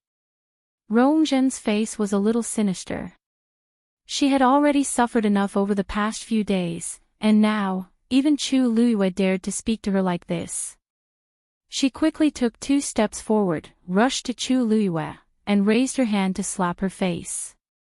"It doesn't matter if I die. I'll kill you," Chu Luiyue said slowly. "But my father and Prince Li definitely won't let this go." Rongzhen seemed to have heard a joke. "Ha! Just based on your useless father and that sickly person. Of course, it's not just them." Chu Luiyue stared into Rongzhen's eyes and smiled slightly. "There's also Vice Admiral Mu." Rongzhen froze, and her hand, which was in midair, couldn't fall. "Vice Admiral Mu has only chosen me to accompany him to the Tianling dynasty. If something happens to me, what do you think Vice Admiral Mu will do?" Rongzhen gritted her teeth. She had almost forgotten about this. Elder Meng tried to persuade him. "Fourth Princess, we can't afford to offend Vice Admiral Mu." "Of course I know." Rongzhen was furious. It would have been better if she hadn't mentioned this. Now that she mentioned it, she felt even more disgusted with Chu Luiyue. What right did Chu Luiyue have to be chosen? She had only said a few words and was humiliated in public. However, she couldn't do anything to Chu Luiyue. Even though Rongzhen was spoiled and willful, she wasn't brainless. Although he was about to go crazy from anger, after thinking about it carefully, what Chu Luiyue said was not unreasonable. Right now, it was more important to restore his pill of origin. As for the rest, it would be the same in the future. Thinking of this, Rongzhen suppressed the anger in her heart and sternly shouted, "I'll let you off this time. Hurry up and leave." Chu Luiyue glanced at her, turned around, and continued walking forward. Her words seemed to make Rongzhen sober up a little. On the rest of the journey, Rongzhen didn't cause trouble most of the time. The few of them walked forward calmly. After walking for more than an hour, Rongzhen's legs were sore from all the walking. She impatiently asked, "What's wrong? How far is it?" "Chu Luiyue, are you trying to fool me?" Chu Luiyue finally stopped. "It's just in front." Rongzhen immediately looked forward. In the lush forest not far away, there was a lake with white fog rising from it. The surroundings were quiet, and the sun shone down. The fog on the lake's surface made it look like a fairyland. She couldn't help but take a few steps forward and shockingly realize that the white fog floating above the lake was actually thick force. "This is..." She widened her eyes and looked at the scene in front of her in disbelief. There's actually such a place outside of the Imperial city. As the fourth princess, she was doted on. Not to mention the Imperial city, she had even been to half of the good places in country Yaoqin. But she had never heard of this place before. The force here is very thick and very gentle. It's indeed a good place to cultivate. Even Elder Meng couldn't help but praise it. Chu Luiyue coughed. "I ran here with much difficulty back then and coincidentally met that mysterious man. This should be his territory, but I didn't know if he would appear today." Rongzhen looked at the lake in amazement. She took a deep breath and felt as if her organs were flowing smoothly. "This is really a good place to cultivate. You're honest." She threw the other end of the rope to Old Meng and rushed to the lakeside in excitement. Up close, the lake was even clearer and more beautiful. She looked around and realized that there was no one else here other than the few of them. "Is that mysterious man not here today? Elder Meng, is there anyone nearby?" Elder Meng shook his head. No. He didn't sense anyone's aura. That's strange. Why is there no one watching over this place? Rongzhen walked a few steps around the lake with a confused look. It would be great if this lake belonged to me. Cultivating here would definitely be twice the result with half the effort. It's a pity that my pearl of essence is broken now, so I can't cultivate here. If that's the case, it will only be harmful. Thinking of this, Rongzhen's heart itched. Chu Luyue, since that mysterious man was willing to help you, do you have a way to contact him? Chu Luyue shook his head. How can such a person be controlled by me? Even I don't know what he looks like. Rongzhen didn't expect Chu Luyue to know, so she was disappointed when she heard this. Such a strong presence indeed wouldn't be restricted to one place. However, they had already come all the way here.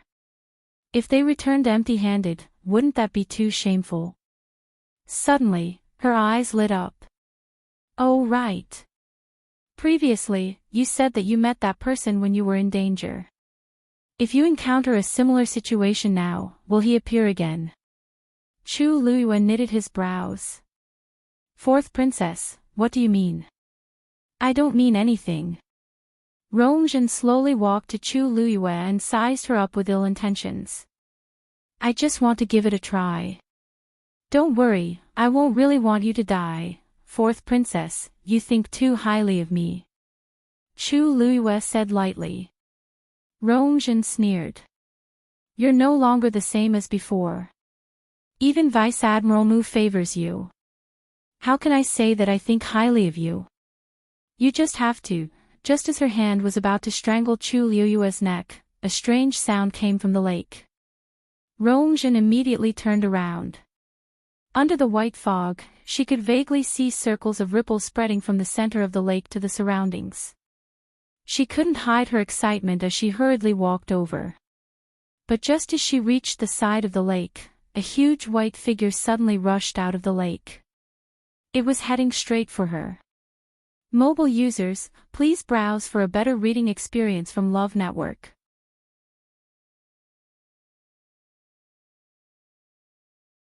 But he was different from Heng Jingchue. He was a rank 5 warrior and was much stronger than Heng Jingchue. Chu Luyue was delusional to think that he could use the same trick he used on Heng Jingchue to deal with him. It was simply wishful thinking. But at this moment, a hole suddenly appeared in that ball of dazzling origin power. A furry tail poked out. Elder Meng suddenly froze. In the next moment, he saw that the ball of origin power suddenly collapsed from the middle. That blood ferret opened its mouth and sucked hard. The origin power turned into a stream of light and entered its body. Elder Meng was completely stunned. Elder Meng, save me. Rongzhen's shrill scream brought Elder Meng back to his senses. He turned back and saw that the white lion had already raised its claws and slammed down again. Boom! A strong gust of wind suddenly blew. Rongzhen's body flew up again and fell to the ground in an even more tragic manner. This time, there were more bloodstains on her body, making her look even more ashen. Fourth princess. Elder Meng was extremely anxious as he hurriedly rushed over. But this time, he still couldn't get close. That white lion was extremely strong, and it was extremely easy for it to stop him. Seeing that Rongzhen was tortured beyond recognition, Elder Meng angrily glared at the white lion but was shocked to see that Chu Luyue was already standing beside the white lion. More importantly, that white lion seemed to be very docile in front of her. Her hand was placed on the white lion's head, gently caressing it. Shue shue, well done. Chu Luyue praised it sincerely. Ever since Rongzhen secretly found her, she had already started planning this counterattack. Since Rongzhen said that she would bring her here, she would definitely do it. It was just a matter of time. She had already told Shue shue to wait here and planned to come after the Qing Jiao competition ended. Even if Rongzhen didn't find her, she would have gone to find her. So, even though today's incident was very sudden, it was all within her control. The murderous look in Shue shue's eyes instantly disappeared, and it became extremely obedient as it rubbed against Chu Luyue's palm coquettishly. Is this your fiend? No. Impossible. Elder Meng was stunned by the scene in front of him and didn't feel good. When exactly did Chu Luyue have such a strong presence? Also, this fiend seems to be very obedient to her. Even if it's not her fiend, there doesn't seem to be any difference. Xue Xue looked up at Chu Luiyue and wanted to ask for another round of praise, but its gaze suddenly froze, and it stared deadly at Chu Luiyue's neck. Upon seeing its expression, Chu Luiyue then touched her neck in hindsight. The marks left by the rope were very clear. She curved her eyes. It's okay. It's just a flesh wound. But Xue Xue's eyes seemed to be burning with fire. To a fiend, having a rope around their neck was a very humiliating thing. It was even more so for humans. How dare they treat me like this? Roar! Xue Xue roared angrily. Rongjin heard this sound and was so frightened that her entire body trembled. She forced her eyes open and looked at Xue Xue. For some reason, she felt that this scene was very familiar, right? The high-level fiend I met in the hunting ground back then seemed to be white. And this aura is exactly the same. Elder Mang. This white lion is the fiend that destroyed my pearl of essence. Rongjin shouted in a hoarse voice. Quick! Tell father and mother. Digression, update at 12 noon tomorrow. Mobile users, please browse for a better reading experience from Love Network. Chapter 321. Elder Mang was shocked. When Rongjin went to the hunting ground to hunt that high-level fiend, he didn't follow her. In addition, when Rongjin fell off the cliff, she didn't see the other party's face clearly, so no one knew what the high-level fiend that hurt her looked like. They originally thought that the matter would be left unsettled, but they didn't expect to encounter it again today. Also, this fiend clearly has a close relationship with Chu Luiyue. Elder Mang made a prompt decision and took out a thumb-sized silver cylinder. That was the special SOS tube used by Country Yao Chen's royal family. As long as force was injected, it would explode immediately. Chu Luiyue narrowed her eyes. She had heard of this before. It was also called a silver fly. Every member of Country Yao Chen's royal family had one, and they wouldn't use it unless it was a critical moment. This also meant that once this thing was activated, it meant that one's life was in danger. The royal family's people could quickly rush over based on the signal sent out by this thing. More importantly, after this silver fly exploded, everyone within a 1-kilometer radius would be stained with a special smell. Those people could use this smell to continue their pursuit. If that was the case, it would unintentionally cause a lot of trouble. Chu Luiyue raised her hand and swiftly threw the dagger out. The dagger was extremely fast and hit Elder Meng's wrist in an instant. The silver fly fell to the ground. Elder Meng panicked and immediately went forward to snatch the silver fly back. Xue Xue raised its claws and waved it harshly. A few sharp rays of light flew out instantly.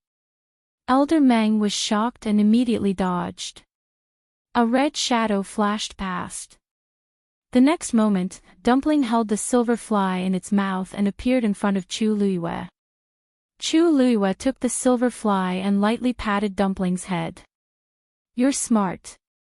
Dumpling proudly wagged its tail and then shook its butt at Rongjin and Elder Meng with a look of disdain. Elder Meng's heart sank.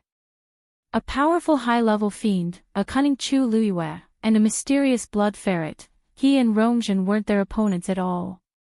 Rongjin finally realized the danger at this point. Her face turned even paler, and blood kept seeping out of the corner of her mouth. She forced herself to raise her head and look at Chu Luiyue. His arrogant and presumptuous face was now filled with deep fear. However, there was still a trace of resentment in the depths of his eyes. It's you. It's you. This magical beast was sent by you. She accused in a trembling voice. It's you. You've long harbored a grudge against me and wanted to kill me to silence me, haven't you? Chu Luiyue raised his eyebrows. You're saying Xue Xue is the devil beast that destroyed your essence core. Why are you pretending to be innocent? Rongzhen was already on the verge of breaking down. Seeing that Chu Liyue didn't seem to know anything, she was so angry that her lungs exploded, and she screamed hysterically. Back then, you purposely sold the hunting ground and then secretly spread the news that there were high-level magical beasts there to lure me over. Then, you sent this magical beast to sneak an attack on me, causing me to fall off the cliff. My essence core was destroyed, and I was completely crippled. Everything you did was because I humiliated you at the palace banquet back then. You evil woman. The truth is right here. Do you still want to deny it? Chu Liyue pondered over Rongzhen's words, and his eyes darkened. Then, he looked at Xue Xue, who was beside him, in deep thought. Xue Xue lowered its head guiltily and stared at its claws. Chu Liyue asked lightly, Xue Xue, why are you here? Xue Xue, did you really push her off the cliff back then? Xue Xue didn't move. Chu Liyue's voice rose slightly.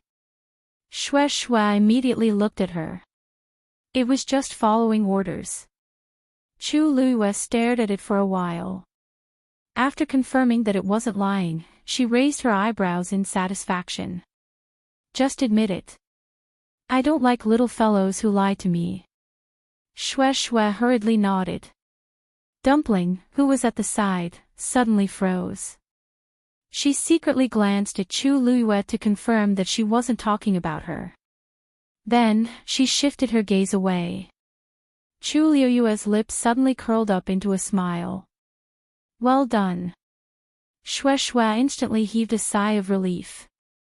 A huge smile appeared on its face, and its white teeth were exposed. Rongzhen was about to die from anger. She really didn't know what Chu Liyue was doing now. She was clearly the mastermind behind all of this, yet she was still acting here. Chu Liyue looked at Rongzhen. She crossed her arms with one hand and played with the dagger that had already flown back with the other. She lazily said, Rongzhen, whether you believe it or not, I didn't destroy your pearl of essence. However, I can't be bothered to explain so much to you now. Anyway, in your eyes, I'm already an evil woman. Whatever I do, even if it's killing you, is perfectly normal, right? Rongzhen shuddered in fear. Chu Liyue. I'm the fourth princess of country Yaoqin. You dare to kill me? Why wouldn't I dare? Chu Liyue interrupted her and surveyed the surroundings. This place is deserted. It's the best place to kill someone. Besides, you guys secretly brought me out. Other than you guys, no one else knows that I'm with you now. Even if they investigate in the future, they won't be able to trace it back to me. Rongzhen's lips trembled violently, but she couldn't say anything. This was because she knew very well that Chu Liyue wasn't wrong at all. She looked at Chu Liyue. That woman was standing there, her posture relaxed and languid, her face full of smiles. However, the cold glint in her eyes was even colder than the glint of the dagger she was playing with. Endless fear surged in Rongzhen's heart. At this moment, she finally realized that she was a fish on someone's chopping block. Chu Liyue could really kill her here. Besides, she could definitely do it. Chu Liyue. Please. Please don't kill me. I was blind in the past and offended you. Please don't hold it against me, okay? I can apologize to you. If you want, you can also use a rope to strangle me. I'll bark like a dog for you, okay? Please. Rongzhen was scared out of her wits. In order to survive, she was willing to give up everything. Chu Liyue looked at her with interest. He originally thought that Rongzhen was a spoiled, arrogant, and domineering princess, but now it seemed that she was more flexible than he imagined. However, that was all there was to it. Chu Liyue smiled. Rongzhen, you don't have to waste your breath. At this moment, if you were me, would you spare my life? Rongzhen's voice stopped abruptly. Of course not. There was such a huge conflict between her and Chu Luiyue. If she had the chance to kill Chu Luiyue, she definitely wouldn't hesitate. Chu Luiyue would definitely do the same.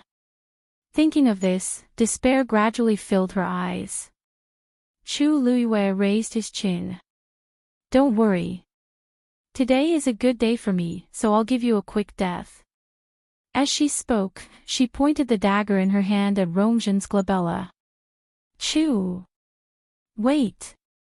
I can tell you a secret about Rongjin. Digression, the remaining chapters might be slower to update, so let's read them together tonight. Mobile users, please browse and read them. A better reading experience comes from Love Network. Chapter 322. Tuck. The sharp dagger dangerously flew over Rongzhen's head. It then harshly stabbed into the ground beside her. A strand of hair floated down in front of her eyes. Rongzhen's heart seemed to be tightly clenched by something. If I had been any later, I would have really died here today. Chu Luiyue looked at Rongzhen's pale and shaken face for a while before slowly asking, I have nothing to do with Rongzhen anymore. I have nothing to do with Rongjin anymore, and any secrets related to him have nothing to do with me. What makes you think that you can use this secret to exchange for your life? Yes. Yes. I definitely can. I promise that you'll definitely be interested in this matter. Rongzhen was afraid that Chu Luiyue would regret it, so she spoke very quickly. Chu Luiyue raised his brows with interest. Oh. Rongzhen's eyes were filled with panic, but she still spoke to Chu Luiyue confidently. Really? If you really don't care after I say it, it won't be too late to kill me then. In any case, my life and death is in your hands right now, isn't it? Chu Luiyue lifted his chin. Tell me about it. Rongzhen took a deep breath in and forcefully swallowed the sticky blood that surged up her throat. The smell made her want to vomit, but at this point, she definitely didn't dare to do anything she shouldn't do in front of Chu Luiyue. Do you know that father and country Xing Luo want Situ Xingchen to marry Rongjin? Hearing Situ Xingchen's name, a dim light flashed across Chu Luiyue's eyes. There weren't any rumors about this before. How did you know? Seeing that Chu Luiyue seemed to be interested in this matter, Rongzhen secretly heaved a sigh of relief in her heart and continued speaking. Because I inadvertently heard about this matter from Imperial Mother. However, she and Rongjin don't know that I know about this. Chu Luiyue nodded in understanding. In that case, it wasn't impossible. After all, Rongzhen was the Empress's biological daughter, and she had always been close to Rongjin. Thus, it wasn't strange for her to hear this. A fair lady is a gentleman's mate. It's Rongjin's blessing to be able to marry Situ Xingchen. Chu Luiyue said faintly. She said this with sincerity. Even though Situ Xingchen didn't give her a good impression, Situ Xingchen was indeed very outstanding in other aspects. Whether it was appearance or talent, she was one in a million. Even her status was more honorable and stable than Rongjin's. Even though Rongjin was the crown prince the moment he was born, his position was already on the brink of collapse after the recent series of setbacks. Emperor Jiawen's patience with him is about to run out. The other princes are also very outstanding and can replace him at any time. For example, the third prince, Rongzhou. That person had always been Rongjin's formidable opponent even though he had been living in seclusion and had been very quiet. However, Chu Luiyue did not think that a man who had fought on the battlefield in his teens and made outstanding achievements in battle would admit defeat so easily. He was just waiting for the right time. Previously, Rongjin was suddenly placed under house arrest and stripped of many of his rights. It seemed to have something to do with the third prince. On the other hand, Situ Xingchen was the eldest princess and did not need to fight for the throne. However, she had extremely high prestige and status in country Xing Luo, and even those princes couldn't compare to her. The marriage between the two of them was beneficial to Rongjin. Rongjin didn't ask to marry Situ Xingqian. This marriage was initiated by country Xing Luo. Rongjin emphasized every word. This really shocked Chu Luiyue. Why? This is the secret I want to tell you. Rongjin looked at Chu Luiyue nervously. Do you want to hear this secret now? If you want to know, then, you have to swear that you won't kill me. You also won't use other means to torture me. Chu Luiyue's lips curved up slightly. Are you negotiating with me? Do you have the right? Rongjin choked and then gritted her teeth. She gritted her teeth and said, I know I don't. But if you don't agree, then, you don't have to do anything. I'll end it myself. Chu Luiyue looked at her nonchalantly. The dagger is beside you. Rongjin didn't seem to expect Chu Luiyue to give such a straightforward answer, and she couldn't help but be dazed. Why you don't want to know the reason behind this? There's a huge secret behind this. Chu Luiyue nodded honestly. Of course, I want to know. But I hate it when others bargain with me, especially someone like you. As she spoke, she glanced at the sky. If you really want to take action, you better hurry. It's almost evening now. I still have to go back and have dinner with my father. Rongjin's blood was stuck in her throat, and her face flushed red. You! She angrily pulled out the dagger and pressed it against her neck. Chu Luiyue. I'm telling you. If you don't listen to this secret, you'll definitely regret it. Chu Luiyue acted as if he didn't hear anything. Oh, right. Even though the dagger is sharp, if you cut it in the wrong spot, it'll take a long time for you to bleed to death. The spot you put it in now is a little low. Go up a little. Rongjin was so angry that her vision turned black.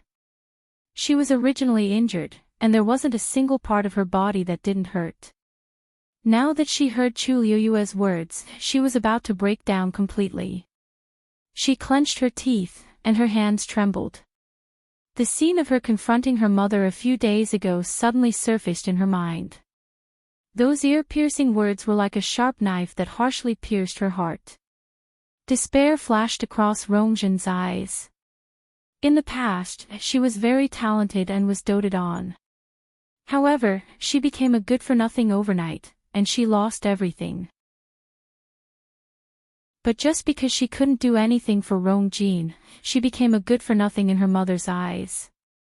She became a thorn in her mother's side. Even if she were to die here today, no one would care. Thinking of this, she slowly closed her eyes as a tear rolled down her cheek. Then, she waved her wrist. Poof! Just as the dagger was about to cut her artery, a stone suddenly flew out of Chu Luiyue's hand and hit Rongjin's wrist. Her hands suddenly turned numb, and the dagger deviated from its original direction and fell to the ground. Chew! There was a cut on Rongjin's neck, but luckily, it was very shallow and wouldn't harm her life. She looked at Chu Luiyue dejectedly and hopelessly. What exactly do you want to do? Chu Luiyue looked at her with interest. One had to admit that even though Rongjin did many evil things and was arrogant and despotic, she was much more courageous than Rongjin.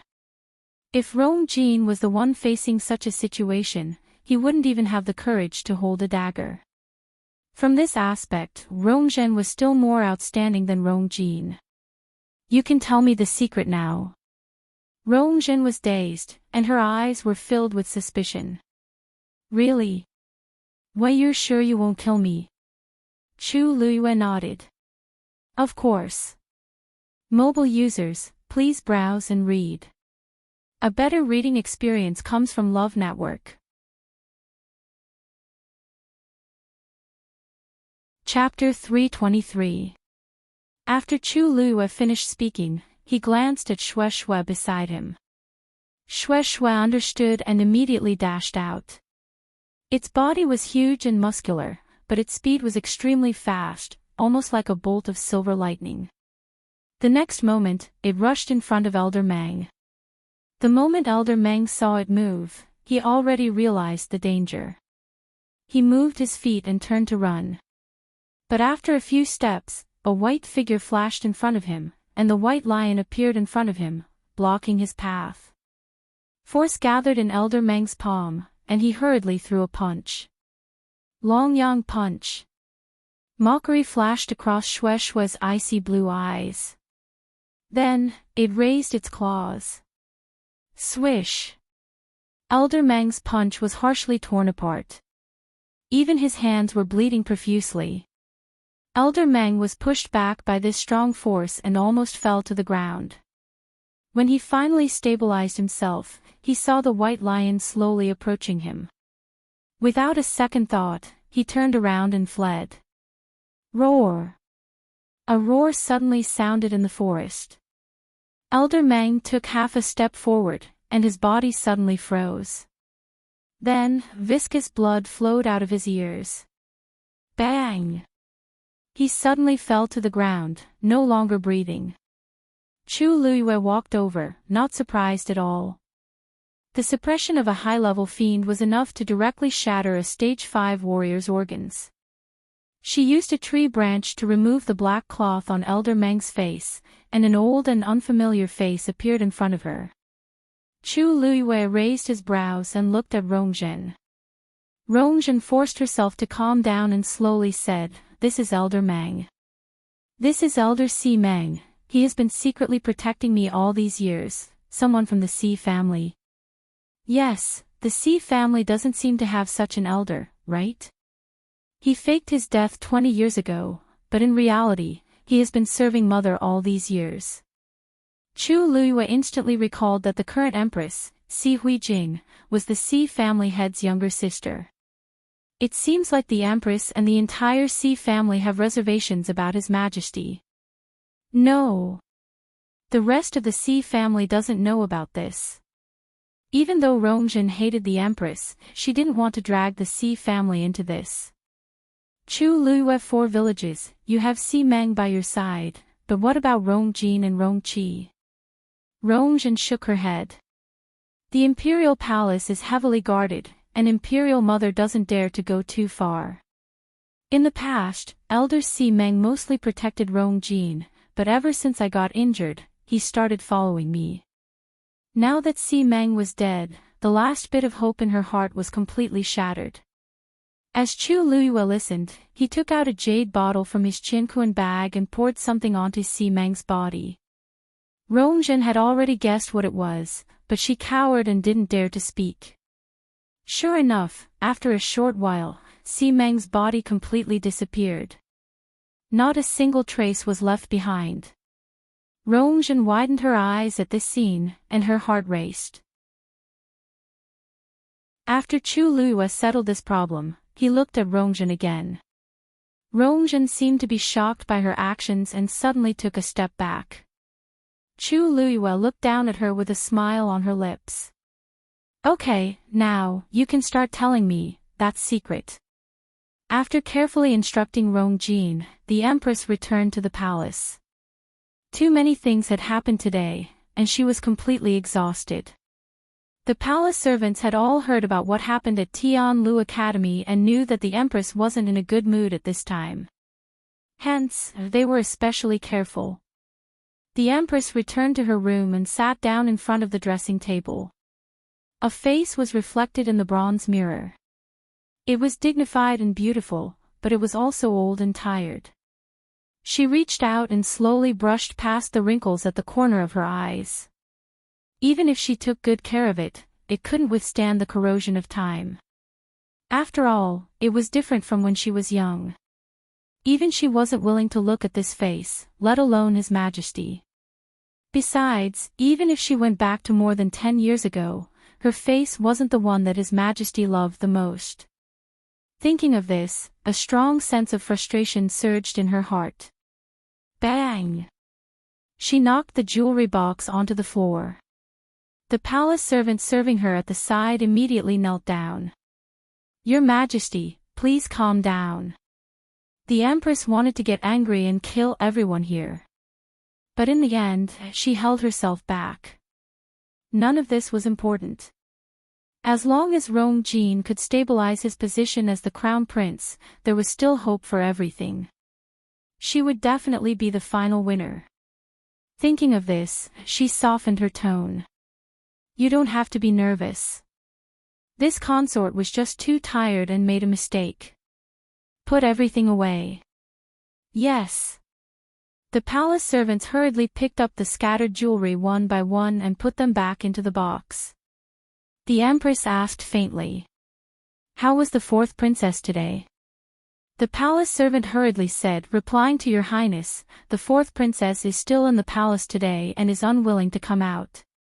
The food sent in seems to be useless too. The Empress paused and frowned. After she hid Rongjin a few days ago, Rongjin refused to come out. Even though she regretted hitting Rongjin, she also felt that Rongjin's temper should change. In this kind of situation, how could she still be arrogant and unbridled? Instead of thinking about how to share Rongjin's and my worries, she only cares about herself. Does she think that she's still the fourth princess that everyone doted on? She originally wanted to give her the cold shoulder for a few days so that she would learn to behave. However, it seemed like it was impossible now. She stood up and said, I'll go and see her. When the Empress walked to Rongjin's bedroom, it was already evening. When the palace servants saw the Empress, they were all shocked. Greetings, Your Highness. The Empress looked around and indeed didn't see Rongjin. Where's the fourth princess? Replying to Your Highness, the fourth princess is still in the room. The Empress was even more displeased. I'm already here. Rongjin must have heard me, but she still doesn't come out. She's really spoiled.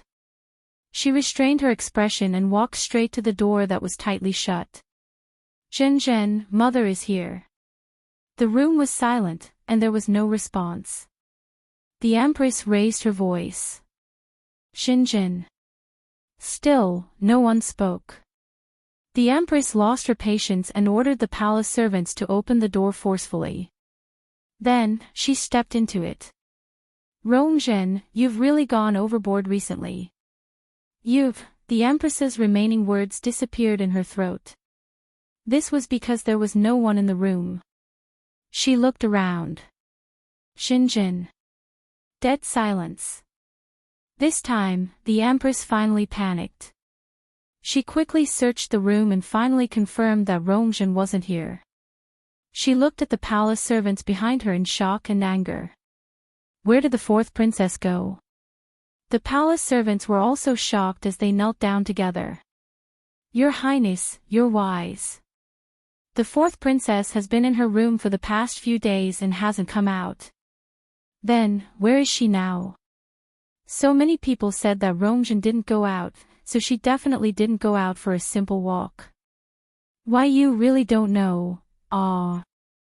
The Empress casually grabbed the teacup beside her and harshly threw it at the palace servants. Hurry and find her for me. If you can't find the fourth princess, you'll all have to hand over your heads. Mobile users, please browse for a better reading experience from Love Network. Chapter 324. Yes. The palace servants were also scared out of their wits and hurriedly responded. Just as they were about to leave, the Empress said sternly. Also, you can't let others know about this. If it reaches His Majesty's ears, be careful of your lives. Yes. The palace servants hurriedly left. The Empress's face was terrifyingly dark as she stood rooted to the ground for a while. Where could Rongjin go? Her pearl of essence was shattered, and she didn't have any cultivation left. With her own strength, it was impossible for her to avoid so many people and leave silently. Unless, the Empress suddenly thought of something, and her heart sank. Did Elder Meng leave with Rongjin? She hurriedly walked back into the house and left the palace servants outside. After confirming that there was no one around, she took out something from her arms. It was a thumb-sized jade seal.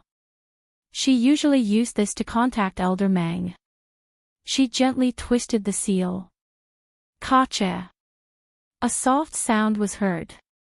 She looked at the bottom of the seal. But to her disappointment, there was no reaction. The Empress frowned. Even if Elder Mang left with Rongjin, he should have received this news. In the past, he would respond quickly, but now, she paused for a while and tried again. Still, there was no reaction. The Empress became increasingly anxious. Elder Mang had been with her for many years, but this had never happened before. This made her feel very uneasy. She couldn't help but size up the room again.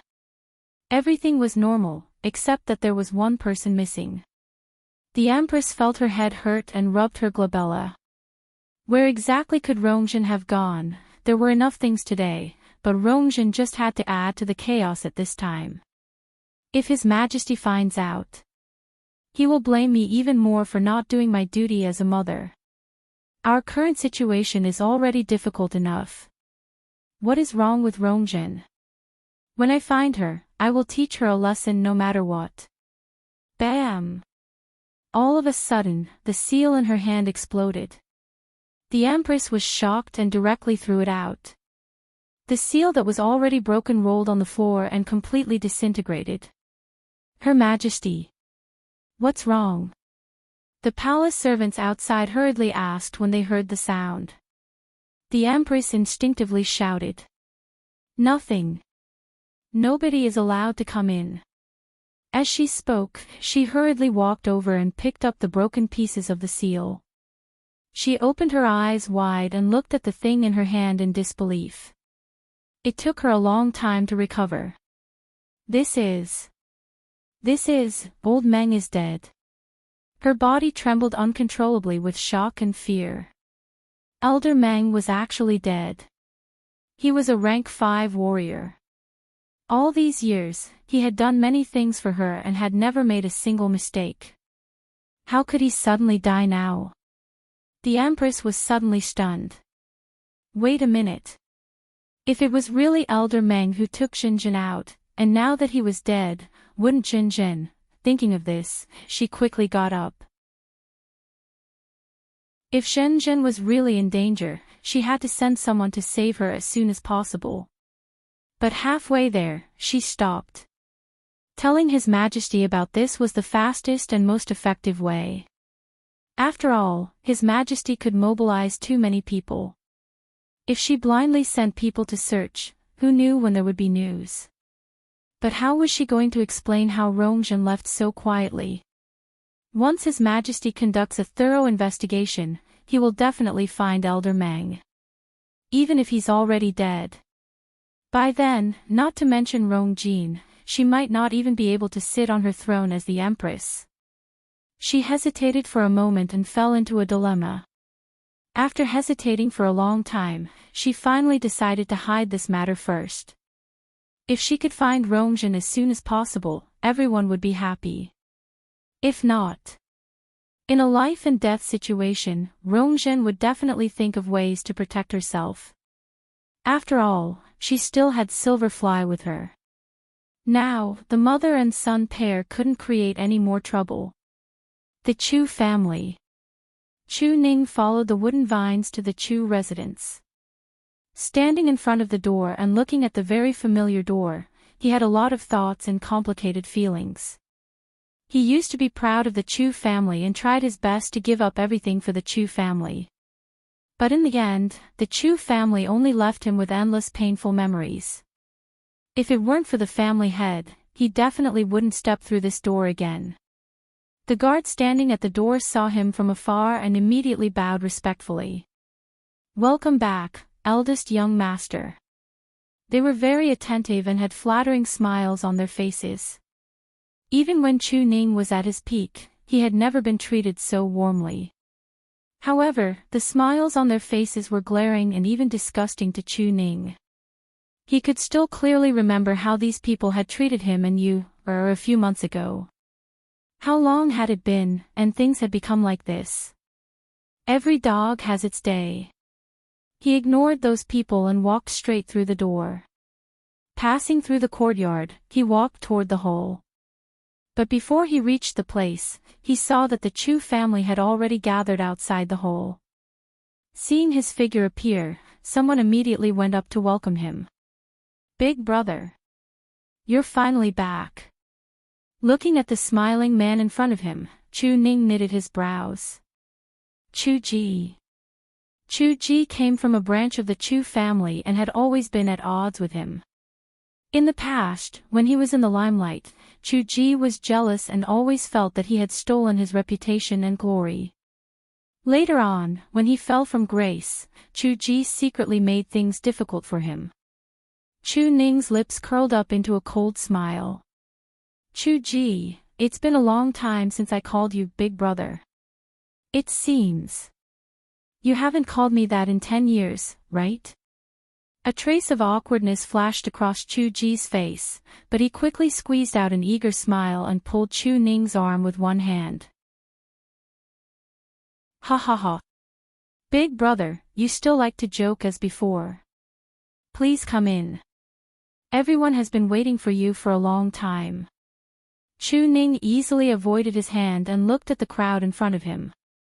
He quickly looked around and sneered in his heart. Ha! Not only Chu Ji, but all the important figures of the Chu family were here. Who else could it be but the great elder Chu Shao standing in the middle? However, at this moment, compared to the eager and enthusiastic expressions of the others, his expression was still not good. "We're all family. Why are you standing here? Why aren't you coming in to talk?" Chu Shao said firmly. Chu Ning smiled. To be able to say such words of compromise was probably the biggest concession Chu Shao could make. However, he did not return to the Chu family today to continue looking at Chu Zhao's face. "Great Elder Chu, you seem to have forgotten something. Her and I have already completely severed ties with the Chu family. We really can't be considered a family, right?" Chu Zhao's expression turned cold. "How dare you?" Chu Ning placed one hand behind his back and said indifferently. "Great Elder Chu, if you have anything to say, just say it directly. However, this reprimand. Forget it. Mobile users, please browse and read. A better reading experience comes from the Love Network."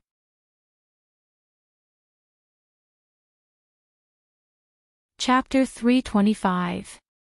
Just as Chu Shao was about to flare up, the person beside him hurriedly whispered, "First Elder. It wasn't easy for us to invite Chu Ning back. Don't fall out because of an argument.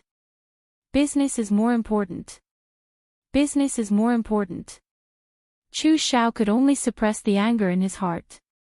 In any case, the invitation had already been written. It was not a big deal for him to lower his stance now. This was not only for the Chu family, but also for himself. Thinking of this, he adjusted his expression and restrained the anger on his face. "You can't say that here. So many people are standing here. What do you think it looks like? Come in first." With that, he turned around and returned to the hole. A small portion of the others followed him in, while the majority of them were still looking at Chu Ning, as if waiting for him to move. Chu Ji didn't dare to provoke him again. He only said eagerly from the side, "Big brother, please go first. You're the big brother, so you should naturally go first." Chu Ning glanced at him.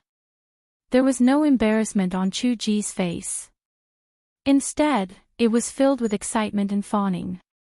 Seeing that Chu Ning was sizing him up, he quickly said, "Big brother, you haven't been back for a while.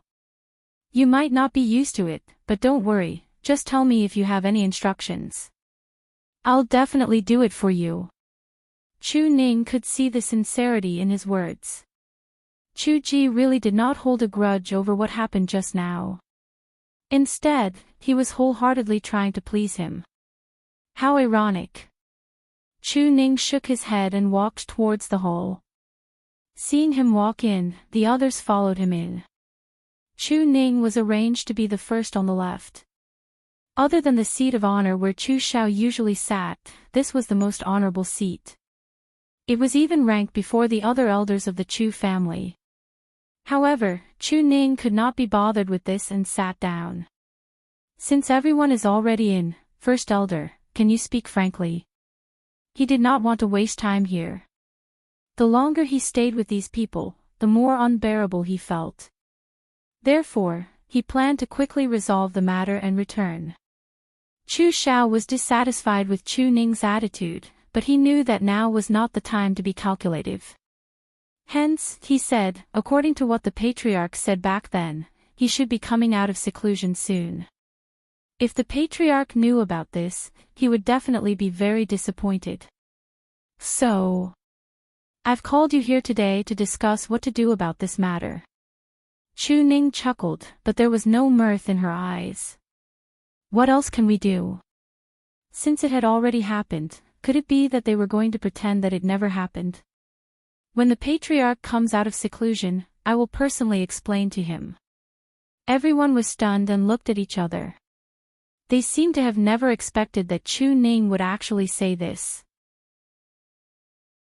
Chu Ji couldn't help but say, "Big brother, don't you always respect the patriarch the most? Severing your relationship with the Chu clan is equivalent to severing your relationship with the clan head. If the clan head knows about it, he will definitely be very upset." Chu Ning said calmly. I know. Whether it was in the past or now, my respect for the patriarch has always been the same. But now that things have come to this, no one can turn back.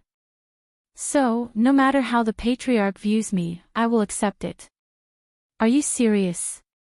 Even Chu Xiao could not help but ask. Clearly, he was extremely shocked by Chu Ning's words. Everyone in the Chu family knew that Chu Ning was a very sentimental person. I thought that bringing up the family head would make him regret his decision back then, but now it seems that it's a little unexpected. Chu Ning nodded. Of course. Every word I said was carefully thought out. The hall fell into an awkward silence. He had already said this, so how could the other say anything? After a long while, Chu Xiao frowned and said, Chu Ning, since you've already said so, then there's no need for us to be so polite. You should know why I called you back today. Chu Ning's face was sincere. I'm sorry, I really don't know. Is it to apologize to you, and me, to ease the relationship with us father and daughter, or to beg us to come back? If you don't say it, how can I guess? Everyone's expression became awkward again. Chu Xiao suppressed his anger. Chu Ning. Don't go overboard. I really don't know, that's why I asked. Is this considered going overboard? Chu Ning sneered and swept his gaze across everyone. You can't be asking me to come back to chat, right? Enough. Chu Xiao felt that these words were very ear-piercing. He finally couldn't hold it in anymore. He stood up angrily and stared at Chu Ning. Don't you just want us to admit that we want you to come back? Not beg, Chu Ning corrected sincerely. Chu Xiao's face kept changing between green and white. Chu Ning, you're right. Now, the entire Chu family hopes that you and Lu Yu can come back and become a member of the Chu family again. The third elder, who had been silent all this time, suddenly spoke and looked at Chu Ning kindly. The Chu family has wronged you and your father, so you can choose whatever you want. If you agree to come back, everyone in the Chu family will be grateful. If you don't, then, what happened today never happened. The third elder's words made the Chu family members even more embarrassed. But they had to endure it. After all, someone had to say this. Moreover, they were indeed the ones who were begging. Chu Ning's expression softened a little, and he nodded slightly at the third elder. Thank you for pointing it out, third elder. My answer is, I don't agree. This answer was also within everyone's expectations, but they had already prepared a lot of persuasive words. Chu Ning, think about it carefully again. After all, the Chu family is the place where you were born and raised. Don't you have any attachment at all? Yes. Big brother. If you're still angry about what happened to Chu Yan's family, then it's not worth it. You probably don't know that Lu Yao instigated the Gu family's madam to cause trouble at Tian Lu Academy and was taught a lesson by the Gu family's master. And Chu Yan is still lying in bed and can't get up. That couple has caused so much trouble for the Chu family. Now that the Chu family has declined and caused so much trouble, it's really in danger. Chu Ning, are you really going to watch from the sidelines? When the master comes out of seclusion, how are we going to explain to him? If you're still holding a grudge about what happened in the past, then we'll let you take revenge. How about that? Oh right, and Lu Yu. We've already locked up all the servants who bullied her in the past. As long as you come back, you can do whatever you want with them. All kinds of voices mixed together, making Chu Ning feel extremely annoyed. He suddenly sneered. Oh. Is that so? If I remember correctly, many of you here have done the same thing, right? If you really want to settle the score, then you can't escape, right? The hall instantly quieted down. Chu Ning looked at Chu Xiao and said coldly, for the first one, why don't we start with First Elder Chu? Digression, tomorrow at noon, please browse and read for mobile users. A better reading experience comes from the Love Network.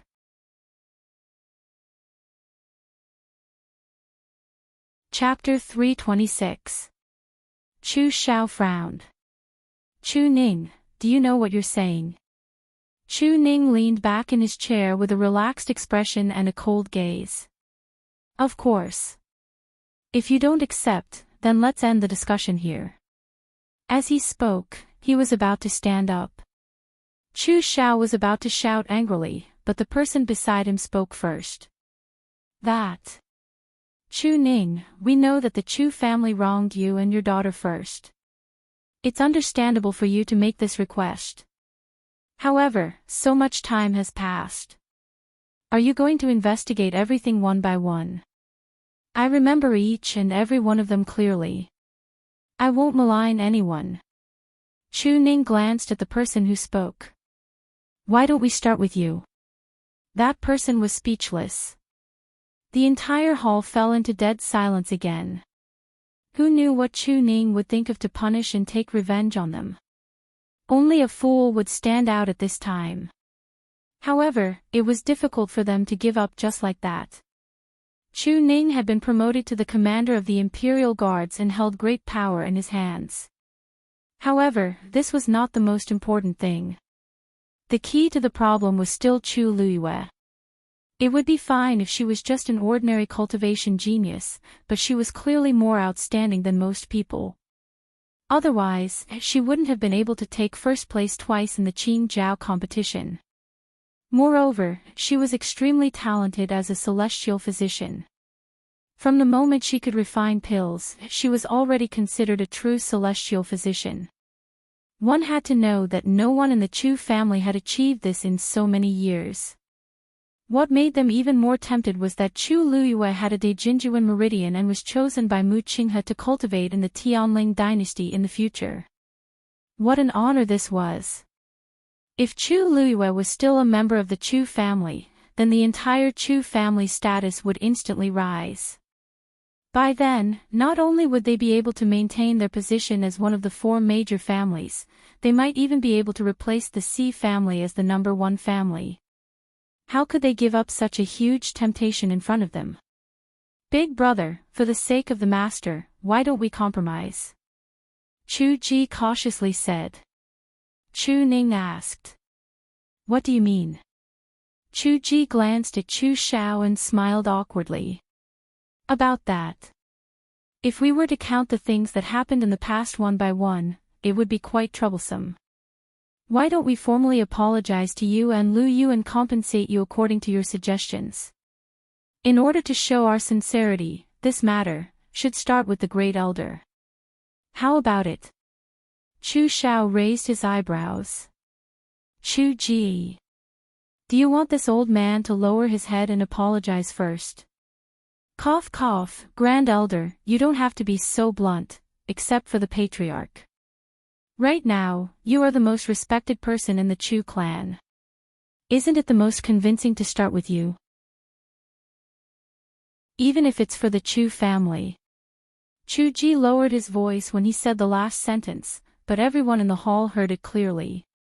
Everyone's hesitant and worried expressions quickly dissipated. First Elder, what Chu Ji said makes sense. You have indeed given Chu Ning and his daughter a lot of grievances in the past. It is only right for you to apologize. Yes. You've already written the invitation. Didn't you ask Chu Ning to come back today to discuss a solution? It's best to turn big problems into small ones and small ones into nothing. First Elder, didn't you say that we are all family? Since we are family, it's fine to lower our heads. Chu Xiao was so angry that his face turned green. These people who were usually respectful to him actually sold him out in the blink of an eye in order to establish a relationship with Chu Luiyue. After a long stalemate, Chu Xiao finally said coldly. All right. In that case, this old man will apologize to you. Chu Ning smiled faintly. First Elder, are you apologizing or lecturing people? Chu Xiao choked. The people beside him hurriedly approached and said. First Elder, think about Vice Admiral Mu. The other families didn't have the chance to establish a relationship with him.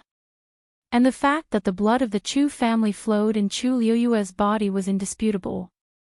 As long as they were willing to agree to come back, these small matters wouldn't be a problem at all. Chu Xiao took a deep breath.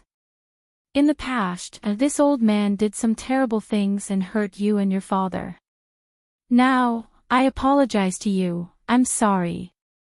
Chu Xiao's body trembled as he gritted his teeth. It took him a lot of effort to say these words. He was used to being high and mighty in the Chu family. Now that he had to lower his head and apologize to Chu Ning, who he had always disliked, he felt extremely disgusted and broke down in his heart. He would settle this score in the future. The others didn't care about Chu Xiao's emotions at all. They all looked at Chu Ning expectantly. He had apologized and admitted his mistake. Now, Chu Ning should agree to return to the Chu family, right? But under their fervent gazes, Chu Ning didn't move. He just looked at Chu Xiao quietly as if he was still waiting for something. There's still you, His voice was cold as he said word by word. Everyone looked at each other. Chu Xiao suddenly came back to his senses. You want this old man to apologize to Chu Luiyue again? Chu Ning nodded as if it was a matter of course. Of course. I am me, and you, is you, Besides, she seems to have suffered more grievances than me all these years.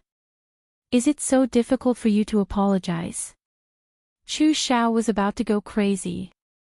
When did Chu Ning become so difficult to deal with? Then why didn't you say so just now? Chu Ning snorted. His gaze was mocking, but he suddenly stood up. It's so difficult for you to even apologize. I think the so-called compensation is even more illusory. Since you don't have any sincerity, I think there's no need to continue this conversation. He walked out of the hall. When the patriarch comes out of seclusion, I will naturally explain everything that you, and I did. I believe he will understand. As for you, good luck. Wait. Seeing that Chu Ning was really about to leave, Chu Xiao finally threw caution to the wind. As long as Chu Luiyue agrees to return to the Chu family, then this old man will personally apologize to her until she is satisfied. How about it? Chu Ning stood still, and a mocking smile appeared on his face. He turned around and looked at Chu Xiao. There's no need. Chu Xiao was stunned. What? Chu Ning laughed softly, but his voice was as cold as ice, chilling to the bottom of one's heart. The Chu family gave birth to me and raised me. If I say that I don't have the slightest bit of nostalgia for the Chu family, it would definitely be a lie. So, whether it's for the sake of the Chu family's nurturing of me in the past, or for the sake of the patriarch who is about to come out of seclusion, I can let bygones be bygones and let bygones be bygones. But you can't. I remember clearly what you did to you, and I will never forget it in this lifetime. Even if all of you kneel on the ground and kowtow to apologize, even if you, is really willing to forgive you, I can't do it. Digression, slowly updating. Mobile users, please browse and read. A better reading experience comes from Love Network. Chapter 327. With Shueishue's help, Chu Luiyue rushed home as fast as she could. Fortunately, she arrived before Chu Ning. After about 15 minutes, Chu Ning finally returned. Father, how did it go? Chu Luiyue asked. Chu Ning smiled. It's all settled. Chu Luiyue was a little surprised. They invited you back to discuss letting us go back, right? I rejected them. Chu Ning's answer was very straightforward. And I told them that we will never go back. Chu Luiyue was stunned. Then the family head, I went there today because I wanted to make things clear to them. This way, if the family head asks, I can give him an explanation. However, from the beginning to the end, I have no intention of forgiving them. Chu Ning looked at Chu Luiyue and sighed softly. Because you are the person I want to protect the most in this world. Chu Luiyue's heart warmed up. She knew how much Chu Ning had compromised for her, so she felt especially grateful and warm. Thank you, father. The next day, Chu Luiyue returned to the academy. The fire caused Joyo Tower to completely disappear. The elders and teachers in the academy were busy dealing with the remaining matters, so most of the students had more free time. When Chu Luiyue went to look for Mu Hongyu, she happened to see Liao Zhongshu. Lu Yu. Mu Hongyu was very excited when she saw Chu Luiyue. Thank you. I have already written a letter to father. They will send mother here soon. Chu Luiyue was also very happy. That's good. It's just that the journey is bumpy, so mother will have to suffer. Don't worry. Although Imperial concubine mother's health is not suitable for her to move too much recently, when Imperial father heard that you asked for Deputy General Mu's help, he immediately found several powerful elders to think of a way to safely send Imperial concubine mother here. I really don't know how to thank you. Originally, when Mu Hongyu asked Chu Luiyue for help, she didn't have much hope. After all, they were envoys from the Tianling dynasty, and they had distinguished statuses. Even Emperor Zhaoan might not be able to invite them, let alone Chu Luiyue. Who would have thought that Chu Luiyue would be the only one chosen, and he even managed to convince Vice Admiral Mu to help. I didn't think that I would have to trouble Vice Admiral Mu to invite someone from the Tianling dynasty over. I really owe you a big favor for this. Chu Luiyue's lips curved up. It's fine. I also want to see what the celestial physician of the Tianling dynasty is like. After she died, other than Mu Qinghe, what happened to the others? Mu Hongyu's eyes lit up. Yeah. Speaking of celestial physician, Lu Yu, you can actually produce pills now. We didn't know about this before. You hit it too well. Now that Chu Luiyue can produce pills, he can be considered a real celestial physician. In the entire country Yao Qin, there are very few people with such an identity. Besides, Chu Luiyue is still so young. I knew that you were definitely more capable than we thought, but I didn't expect. TSK. Mu Hongyu lightly snorted and glanced at Liao Zhongshu, who was beside her. The red blood goo in your body was cured by Lu Yu. You must have known about this long ago. Liao Zhongshu smiled helplessly and shook his head. I really didn't know. Unfortunately, the others didn't believe him. Previously, he pretended that the poison was still in his system and was bedridden, so he didn't attend the Qing Jiao competition. When he heard that Chu Luiyue actually produced pills and took the first place in the Celestial Physician competition, he was shocked for a long time. Only then did he realize that Chu Luiyue was the person who saved his life.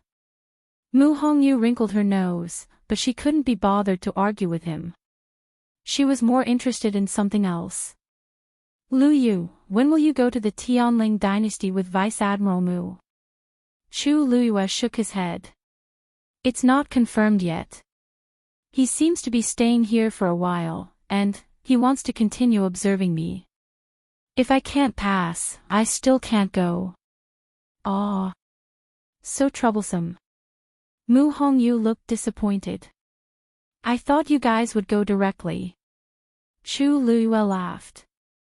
I'm not in a hurry, so why are you in a hurry? I'm not in a hurry, but it's the Tianling dynasty we're talking about. Mu Hongyu held her cheeks with both hands, her eyes full of yearning. Who doesn't want to go to that kind of place? Lu Yu, don't you think everyone there is a genius? Everything there must be much better than here. Not necessarily, Chu Luiyue said calmly. Mu Hongyu was stunned. How do you know? Chu Luiyue paused and realized that he had said something wrong. Her eyes flickered, and she smiled. I guessed. If everything is good, then why did Vice Admiral Mu spend so much effort to come here? Now that you mention it, it does make sense. Mu Hongyu's eyes turned, and she suddenly thought of something. Right. You won first place in the Qing Jiao competition and chose to go to Tai Yan Academy's library to read for a month. However, Vice Admiral Mu has already chosen you. Do you still want to go? Although this is an extremely rare opportunity, it's not worth mentioning compared to the Tianling dynasty. Unexpectedly, Chu Luiyue said without hesitation. I'll go. I'm planning to talk to Vice Admiral Mu about this today. What? Mu Hongyu and Liao Zhongshu were shocked. Are you serious? You're really going? Lu Yu, do you know how many people don't have the opportunity to go to the Tianling dynasty like you? You're actually choosing Tai Yan Academy. Mu Hongyu widened her eyes. She felt that Chu Luiyue's decision was unbelievable. Liao Zhongshu was about to speak, but he suddenly remembered the red blood goo and swallowed his words. Chu Luiyue smiled. I have my own plans. In fact, she did not plan to stay there for a month.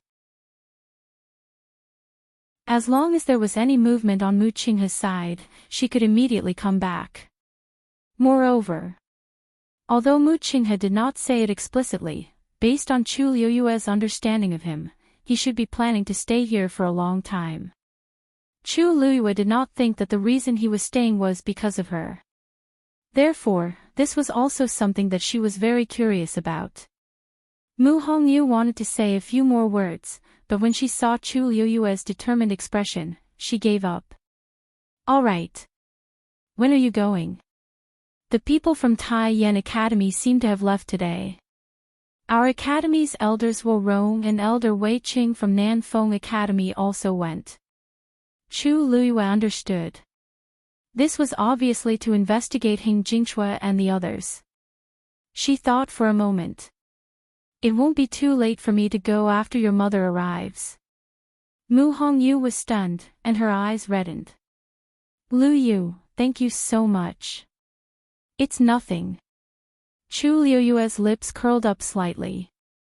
Mu Hongyu suddenly said, Oh, right. After you returned home yesterday, Chu Xianmin looked for you. Mobile users, please browse for a better reading experience from Love Network.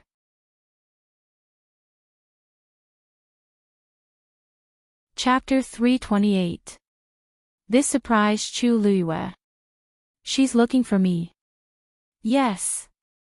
I don't know what she wants to do. I accidentally passed by your place yesterday and saw her loitering at your door.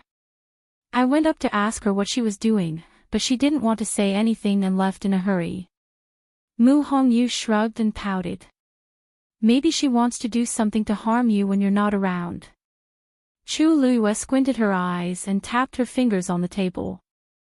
It's indeed strange for Chu Xianmin to take the initiative to look for me. However, if it's because of the person behind Red Blood Goo, it's hard to say. After all, during the Qing Jiao competition, she had clearly felt an inexplicable threatening aura. I have a feeling that the other party is targeting me. Then, on Chu Xianmin's side, did Chu Xianmin come to the academy today? She asked. I don't know. She probably came. Are you going to look for her? Mu Hongyu was a little worried. Chu Xianmin was cunning and vengeful. Nothing good would come of her taking the initiative to look for Chu Xianmin. Besides, the Crown Prince even asked Chu Luiyue to be his wife in front of everyone. This was equivalent to slapping Chu Xianmin in the face. I'm afraid she hates Chu Luiyue to death now. However, after thinking about it, Mu Hongyu felt that her worries were unnecessary. How can Chu Xianmin be Chu Luiyue's match? Okay, go then. I'll go and confirm Mother's arrangements after she comes here. Chu Luiyue nodded and got ready to leave. Liao Zhongshu also suddenly stood up. Lu Yu, I'm also leaving. Do you still not know where Chu Xianmin lives? Why don't I bring you there? The two of them looked at each other. Chu Luiyue nodded. Okay. The two of them walked towards Chu Xianmin's residence. Liao Zhongshu sighed. Lu Yu, I owe you my life. If you need anything in the future, just let me know. Chu Luiyue looked at him. He had just recovered from a serious illness, and his face was still somewhat pale. However, the expression in his eyes was incomparably sincere. Perhaps I can't help you with anything now, but as long as you say the word, I will go through fire and water without hesitation. Chu Luiyue looked at him for a while and nodded gently. It's a deal. Liao Zhongshu smiled in relief. The two of them continued to walk forward for a while. Liao Zhongshu stood still and pointed at a certain place ahead. That's where Chu Xianmin lives. Chu Xianmin did not live with others because of her excellent results when she entered the school. I'll wait for you here. Chu Luiyue couldn't help but think that Liao Zhongshu was indeed a smart person. He knew what he should do and what he shouldn't do. The smile on her face deepened as she lifted her foot and walked towards that direction. Just as he reached the door was open from the inside. Chu Xianmin was about to leave when she looked up and saw Chu Luiyue. She was shocked. What are you doing here? Chu Luiyue sized Chu Xianmin up. It had only been one night, but Chu Xianmin looked a lot more haggard.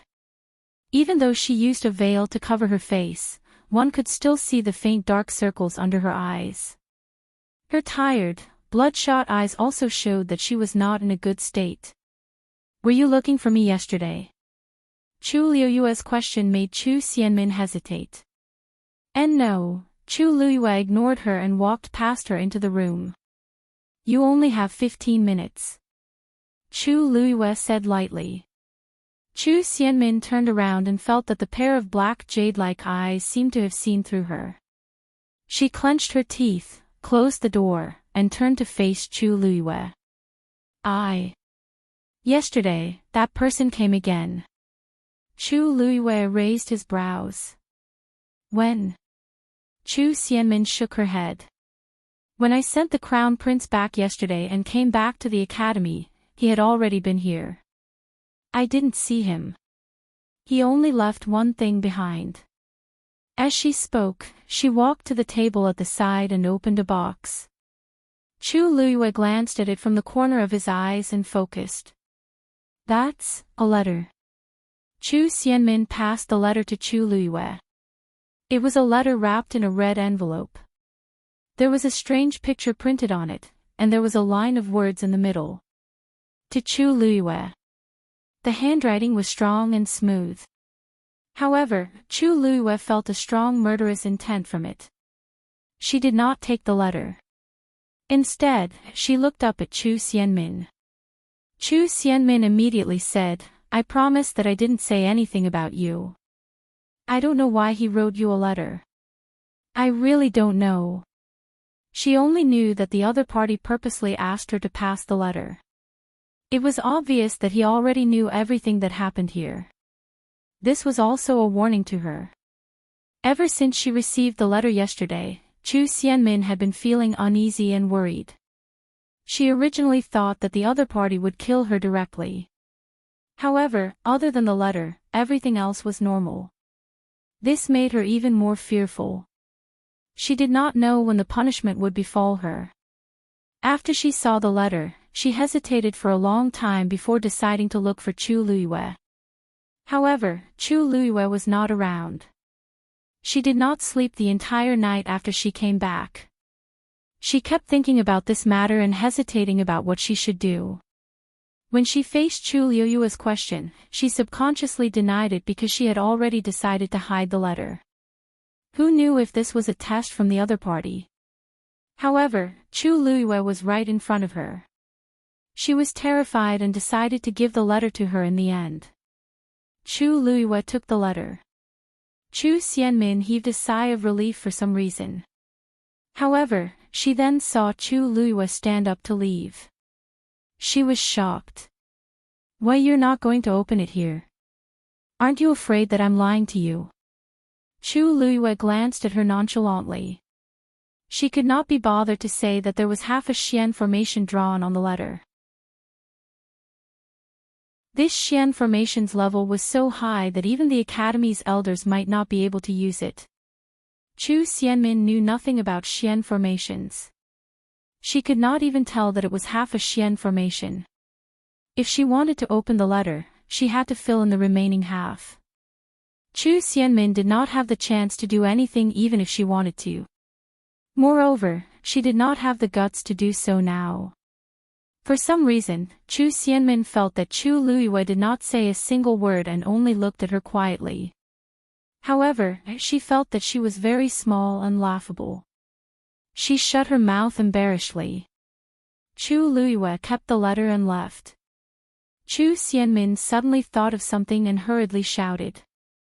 Oh right. Since I've been discovered and the letter has been given to you, can you help me get rid of the poison in my body? Whenever she thought of the horrifying scene of the poison acting up, she would have goosebumps all over her body. She would be terrified the entire night. I don't have any value to you now. Why, you can let me go. Chu Luiyue glanced sideways and glanced at her nonchalantly. You really don't have any value in this aspect, but I still need you to monitor someone. Chu Xianmin was dazed. Who? The Crown Prince, Rong Jin. Mobile users, please browse for a better reading experience from Love Network.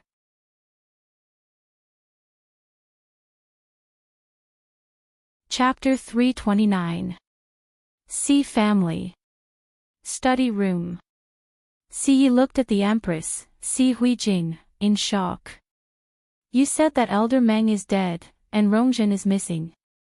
When did this happen? The Empress knitted her brows tightly. Yesterday. Then, why did you only tell me now? When I found out about this, it was already evening. How could I come out then? I even had to beg His Majesty for a long time to come today. The Empress rubbed her temples in frustration. She didn't sleep well last night, and she had nightmares. Her head was about to explode today. The Empress had a distinguished status, but she didn't have much freedom. Her every word and action was watched.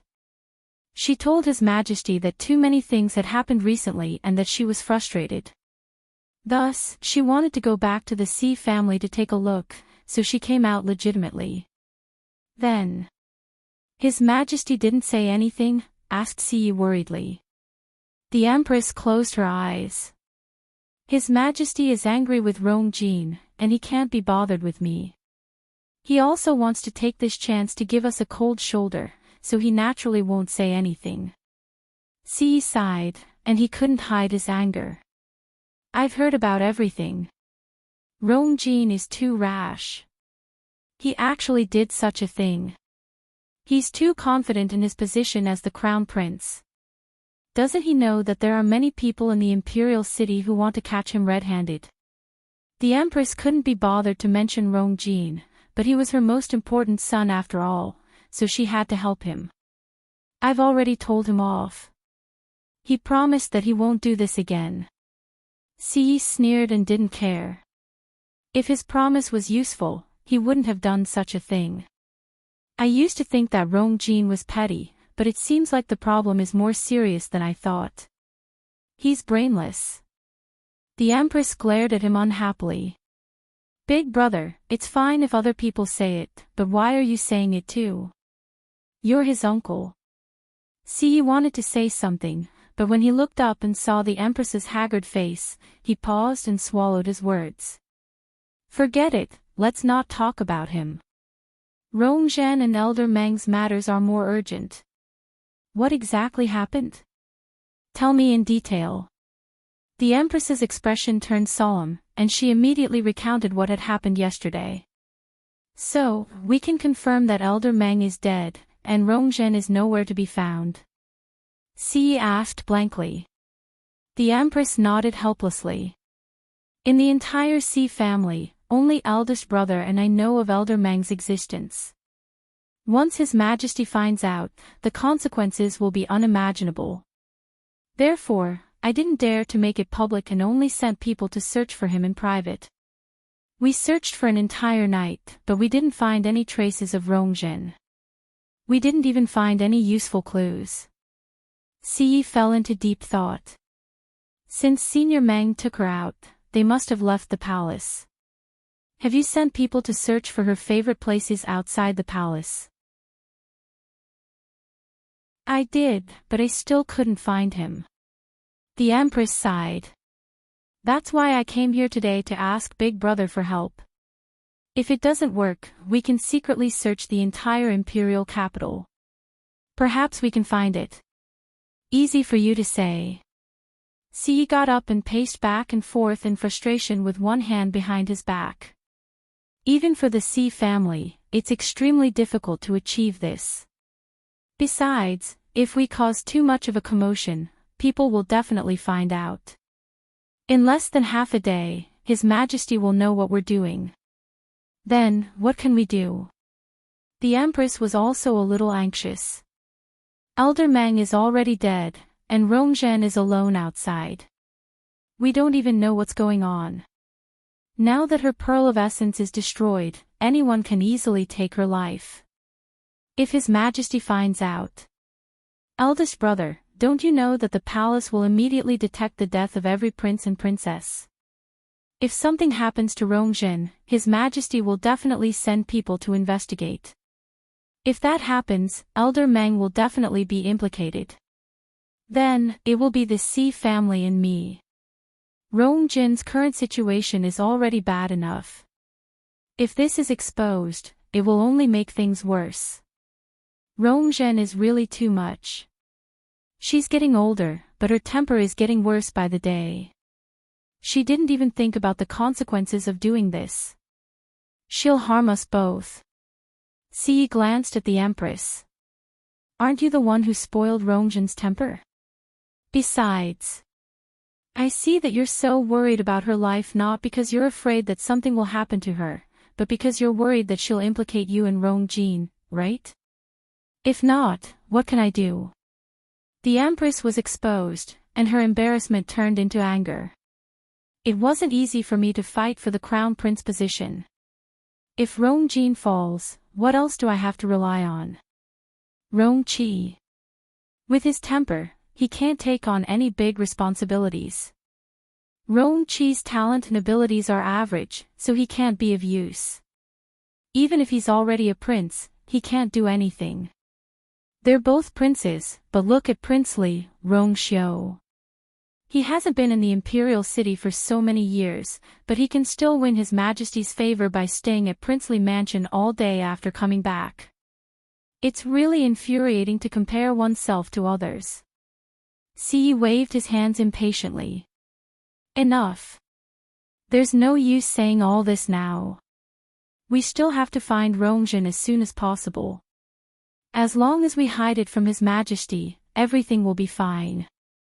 Oh right, do you know why Rongjin asked Elder Meng to bring her out at this time? How would I know? Halfway through her sentence, a white light flashed across the Empress's heart. No. Rongjin also asked Elder Meng to accompany her out previously. That time. She went to find Chu Luiyue. It was also after that time that Rongjin often looked at the same drawing repeatedly. She had unintentionally seen it before, and it seemed to be a simple map. Rongjin had also been talking about finding Chu Luiyue a few days ago. Chu Luiyue. She screamed in shock. Siyi was dazed. What? What has this got to do with Chu Luiyue? No. Brother, you don't know. Rongjin's disappearance is most likely related to Chu Luiyue. The Empress clasped her hands nervously and hated herself for not thinking of this earlier. It must be her. It must be her. Other than Chu Luiyue, who else can kill a stage 5 warrior so easily? Perhaps Chu Luiyue herself can't do it, but she has too many secrets and countless tricks up her sleeves. Brother. Quick. Get someone to find Chu Luiyue. Bring her here. Rongjin must be with her. Siyi couldn't help but frown upon seeing her like this. Calm down. What do you think the C family is? The C family isn't the Imperial Guards. How can you casually capture someone? Besides, Chu Luiyue isn't an ordinary person now. Who dares to touch her? If something happens to Chu Luiyue, needless to say, Chu Ning, Tianlu Academy won't let this matter rest. Also, there's Princely Mansion. And the most important one, Mu Qinghe. The Empress bit her lip. Then, ask her directly. Mobile users, please browse and read. A better reading experience comes from Love Network.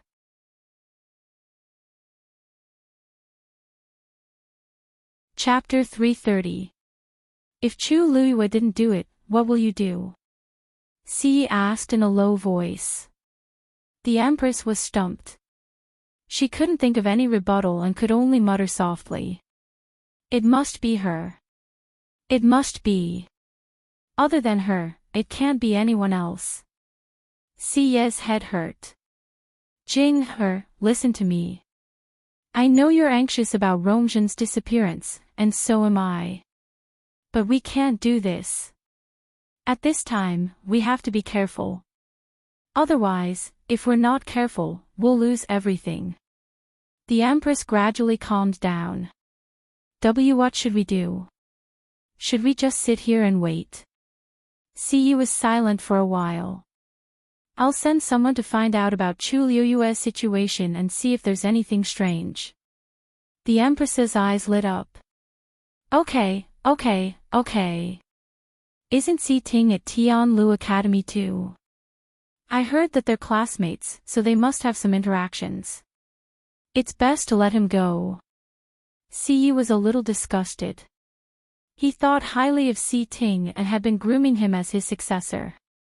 This wasn't something to be proud of. Based on Si Ting's personality, he would definitely be unwilling. Also, he wasn't willing to let Si Ting do this either. After the Qingjiao competition, Si Ting accumulated a lot of experience and has been focusing on cultivation. There's no need for him to go. Besides, it's just to find out some information. It's more suitable to let Xiyang go. He's also closer to Chu Luiyue. The Empress disagreed. Xiyang. Would he be able to do it with his jumpy personality? Big brother, this is a small matter, but it's the most important. Big brother, you might not know Chu Luiyue well, but she's very smart. If Si Yang goes, she'll probably realize that something is wrong. Si Ting is mature and cautious. It's better to let him go. Si Ye's face darkened, and he didn't say anything. The Empress carefully glanced at him, leaned closer, and pleaded in a soft voice, "Brother Yi, please forgive me." She pleaded, "Big brother, I know you dote on Si Ting the most, and I don't want to trouble him because of this. But, there's no other way, right? If you're really unwilling, then I'll find her myself. I've troubled Big Brother a lot all these years. I just hope that if anything happens in the future, you and the Si family won't be implicated." As she spoke, 2 streams of tears fell from her face. She was his sister after all, so Si Ye's heart ached for her. Seeing her in such a difficult position, he also felt bad. "Then, Big Brother, I'll take my leave first." As the Empress spoke, she wiped the tears off her face and got up to leave. Si shook his head helplessly. "Let Si Ting go." The Empress looked at him with surprise and gratitude, tears welling up in her eyes again. "Thank you, Big Brother."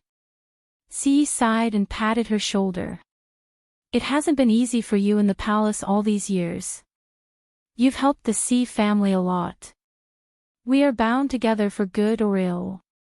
This small matter was nothing. You've been out for long enough today. You should return to the palace as soon as possible. I'll let you know as soon as I have any news." The Empress thanked him a few more times before leaving. Prince Li's mansion. Rongxiu reclined on the bed with his eyes closed. He stretched out an arm that was riddled with scars. Some of them were so deep that bone could be seen. It was badly mangled and looked extremely terrifying. Yumo half knelt by the bed and carefully helped him change his dressing. Seeing the wounds on his master's body, even though he was used to killing, he still felt terrified. He lifted the gauze. Because of the bleeding and pus, a large portion of the gauze had already stuck to the flesh. Yumo took a sharp knife and carefully cut away the stuck part. However, some parts of the wound still ruptured unavoidably. Yumo quickly looked up at his master and sighed in his heart. Based on his master's abilities, the collapse of Joyo Tower would definitely not pose any threat to him. The reason why he was so severely injured was obviously because his master had done it on purpose. It was obvious who he did it for. "Master, how long do you plan to recuperate for this injury?" Yumo took off the gauze and hesitated in the few bottles at the side. Rongxiu said lightly, "Use the gray bottle." Yumo paused. "Master, the medicine in this bottle is not very effective for your injury. Why don't we use the white bottle?" He didn't dare to ask his master to use the gold bottle, which was the best, so he could only settle for the second best. However, that was still much better than the gray one. Rongxiu ignored his words and asked instead, "How's Yanqing doing?" Yumo immediately replied, "After you entered Joyo Tower, Yanqing immediately went there." According to him, he seemed to have made some discoveries. He's on the way back now and should be back today. Rongxiu grunted lightly. It was impossible to tell if he was happy or angry. The room fell into silence again. Yumo hesitated for a moment and said boldly, "Master, I know that you don't want to recover too quickly and arouse suspicion, but you have to think about Miss Lu Yu, right? She knows that you got injured because of her and must feel guilty. Your injury doesn't seem to be getting better day by day. Won't her heart ache every time she sees it?" Rongxiu's fan-like eyelashes trembled slightly. Then, he slowly opened his eyes and looked at Yumo thoughtfully. His eyes were pure and deep, like the most brilliant and mysterious starry night. It was as if he could see through everything. Suddenly, a cluster of golden flames flashed in the depths of his eyes. Yumo's heart skipped a beat. "Master, digression, I've been having nightmares these few days. I dreamed that I was scolded for not updating properly, and even beaten up. I'll try my best not to be beaten up tomorrow at midnight. Mobile users, please browse and read. A better reading experience comes from Love Network.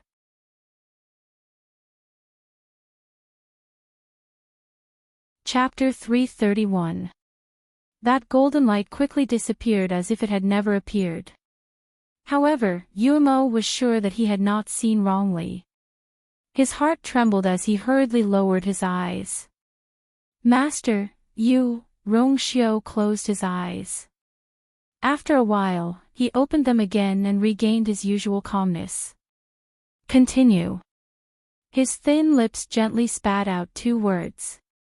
Yuemo picked up the gray bottle and evenly sprinkled the powder inside on Rongxiu's wound. The bitter smell of medicine wafted in the air.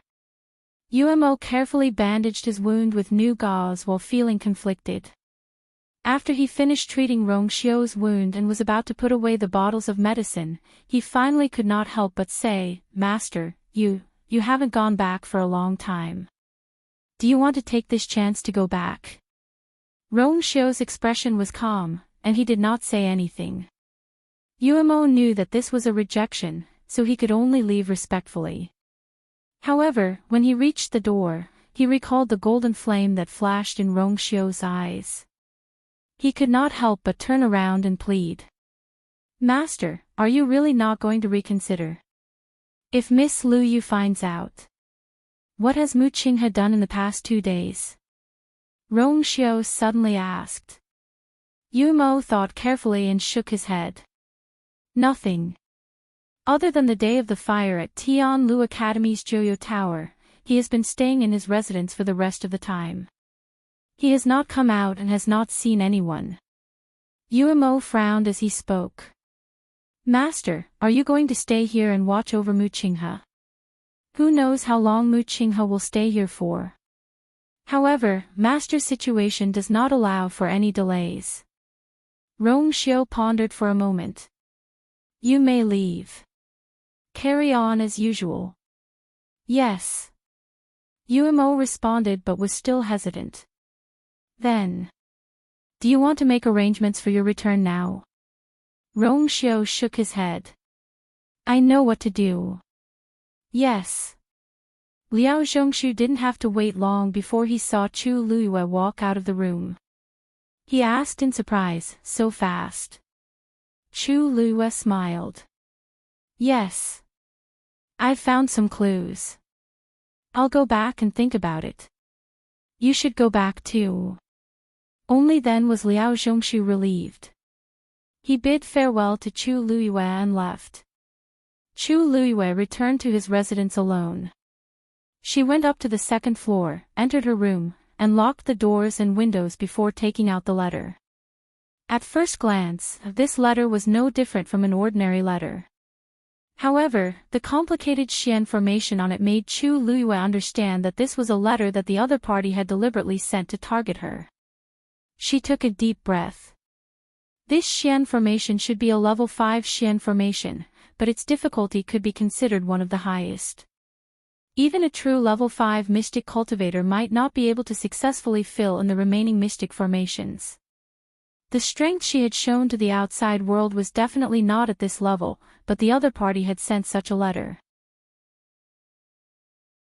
There was only one explanation. The other party firmly believed that she could solve this Xian formation and open this letter. Chu Liuyue's hand that was holding the letter tightened slightly. In this world, there were very few people who knew that she had such strength.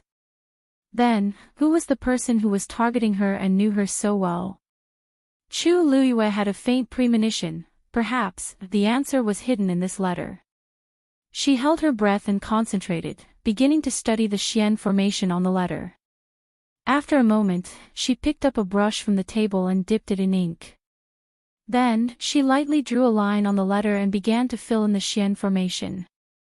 Time passed by minute, and the Xian formation on the letter gradually became complete. Because she didn't add any force and only drew the Xian formation, Chu Liuyue's process of drawing the Xian formation became much simpler. However, even so, this complicated Xian formation still took her a lot of effort. After about an hour, she finally finished drawing the entire Xian formation. When she finished the last stroke, the Xian formation on the letter suddenly lit up. Then, it transformed into countless rays of light and scattered in all directions.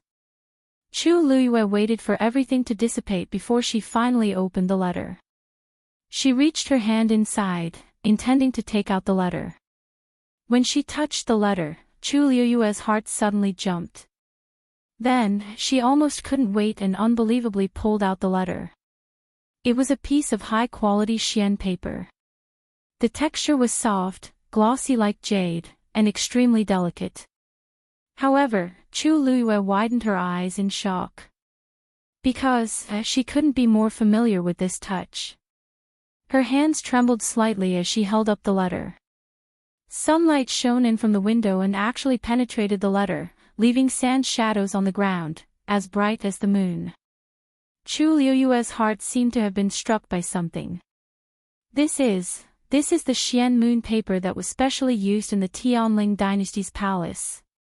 It was extremely precious. Not to mention the palace servants, even the ordinary concubines and unfavored princes and princesses were not qualified to use it. The reason why she was familiar with it was because she was very fond of it. Whether it was books, paintings, or other things, she used this Xian moon paper the most. Countless guesses appeared in Chu Luyue's heart in an instant. This Xian moon paper was extremely precious and had always been specially provided in the Tianling dynasty. It was impossible for ordinary people to get their hands on it. To be able to get this Xian moon paper and specially send it to her, she fiercely closed her eyes, trying hard to calm herself down, and slowly opened the letter. On the soft and delicate paper, there was only one line of handwriting: Shengguanyu, long time no see. Mobile users, please browse for a better reading experience from Love Network.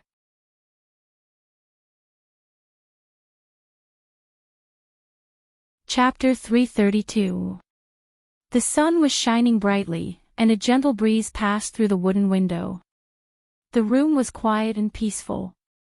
However, Chu Luyue seemed to be frozen on the spot, unable to move at all. The blood in her body seemed to have frozen at this moment, and her cold limbs seemed to have gone numb. In her mind, it was as if someone had smashed a huge hammer. It was dull and painful. She held the piece of paper. It was light and thin, but it seemed to weigh 1,000 pounds. She only felt her vision go white, and every word on the paper was like a sharp knife that ruthlessly pierced her heart. She almost couldn't breathe. Shengguanyu, Shengguanyu. This name had been buried deep in her heart, and she didn't even want to mention it in her dreams. Now, it had appeared clearly on a piece of moon rice paper. She had always thought that she had hidden it very well and had even deceived Xu Ning, who had been with the original body. However, she didn't expect that someone had already known about it. The other party clearly knew her biggest secret, but she didn't even know who the other party was. Chu Luyue felt dizzy. She bit the tip of her tongue hard, letting the sharp pain wake her up. She quickly looked around. After confirming that there was no one else around, she heaved a heavy sigh and looked at the letter carefully. There was only one sentence on the paper. Other than that, there was nothing else. Chu Luyue compared the handwriting of that sentence with the handwriting on the envelope and found that it was indeed written by the same person. If she had seen such strong and vigorous handwriting before, she would definitely remember it. Unfortunately, no matter if it was in her previous life or this life, none of the people she knew had such a handwriting. However, the other party obviously knew her and had a high status. Or rather, they were extremely powerful. Otherwise, they definitely wouldn't have been able to obtain the moon rice paper. Chu Luyue stared at the letter and fell into deep thought. Who could it be? Since her rebirth, she had been staying in country Yaochen's imperial capital. This place was thousands of miles away from the Tianling dynasty, and she had no way of contacting anyone from the past. Moreover, after experiencing the inhumane torture in the Imperial Ancestral Hall, she had already lost her trust in everything in the past. Even Mu Qinghe, whom she had never suspected, had betrayed her, let alone the others. Her rebirth was her biggest secret and also her biggest trump card. She originally thought that she could become stronger step by step, and then go back and take revenge on those people. Take back everything that belonged to him. But now that this letter had suddenly appeared, she suddenly realized that things were developing in a direction that she could not foresee. How have you been? How have you been? Chu Luiyue murmured as countless faces flashed through his mind. Judging from his tone, he seemed to be quite familiar with her. However, she really couldn't figure out who the other party was. At this moment, she suddenly felt a strange movement in her dantian. Holding his breath and concentrating, the original spirit looked inside. Inside his dantian, the water droplet quietly floated. Directly below, within the heavenly square medicinal cauldron, a black-colored flame transformed into a legendary three-eyed eagle illusion. It was ferociously staring at the outside of the heavenly square medicinal cauldron. Dumpling. The two fiends were fighting with each other through the transparent heavenly square medicinal cauldron. Judging from the burnt fur on Dumpling's body, they had been fighting for a long time. Chu Luiyue couldn't help but hold her forehead. Why are you fighting again? It hasn't even been 2 days since you came out of Joyo Tower, and you have already fought 5 times. Haven't you fought enough? Dumpling remained motionless as she stared at the legendary three-eyed eagle opposite her. Although the legendary three-eyed eagle was a divine beast, it didn't have a physical body now. Only a soul was left in the karmic fire, and its size was about the same as Dumpling's. The legendary three-eyed eagle's scarlet eyes were indifferent and cold. If it wasn't trapped in the heavenly square medicinal cauldron, it would have long rushed out and killed this reckless thing in front of it 1,000 times. No matter what, it was a renowned paragon back then. Now, it was reduced to fighting with a mere blood ferret. It was really shameless. Looking at the two fiends who were still at daggers drawn, Chu Luiyue pondered for a moment, looked at Dumpling, and said, "Dumpling, if you continue fighting, I won't stand up for you." Dumpling swung its tail and angrily pulled it up. Chu Luiyue then saw that there was a burnt patch on it.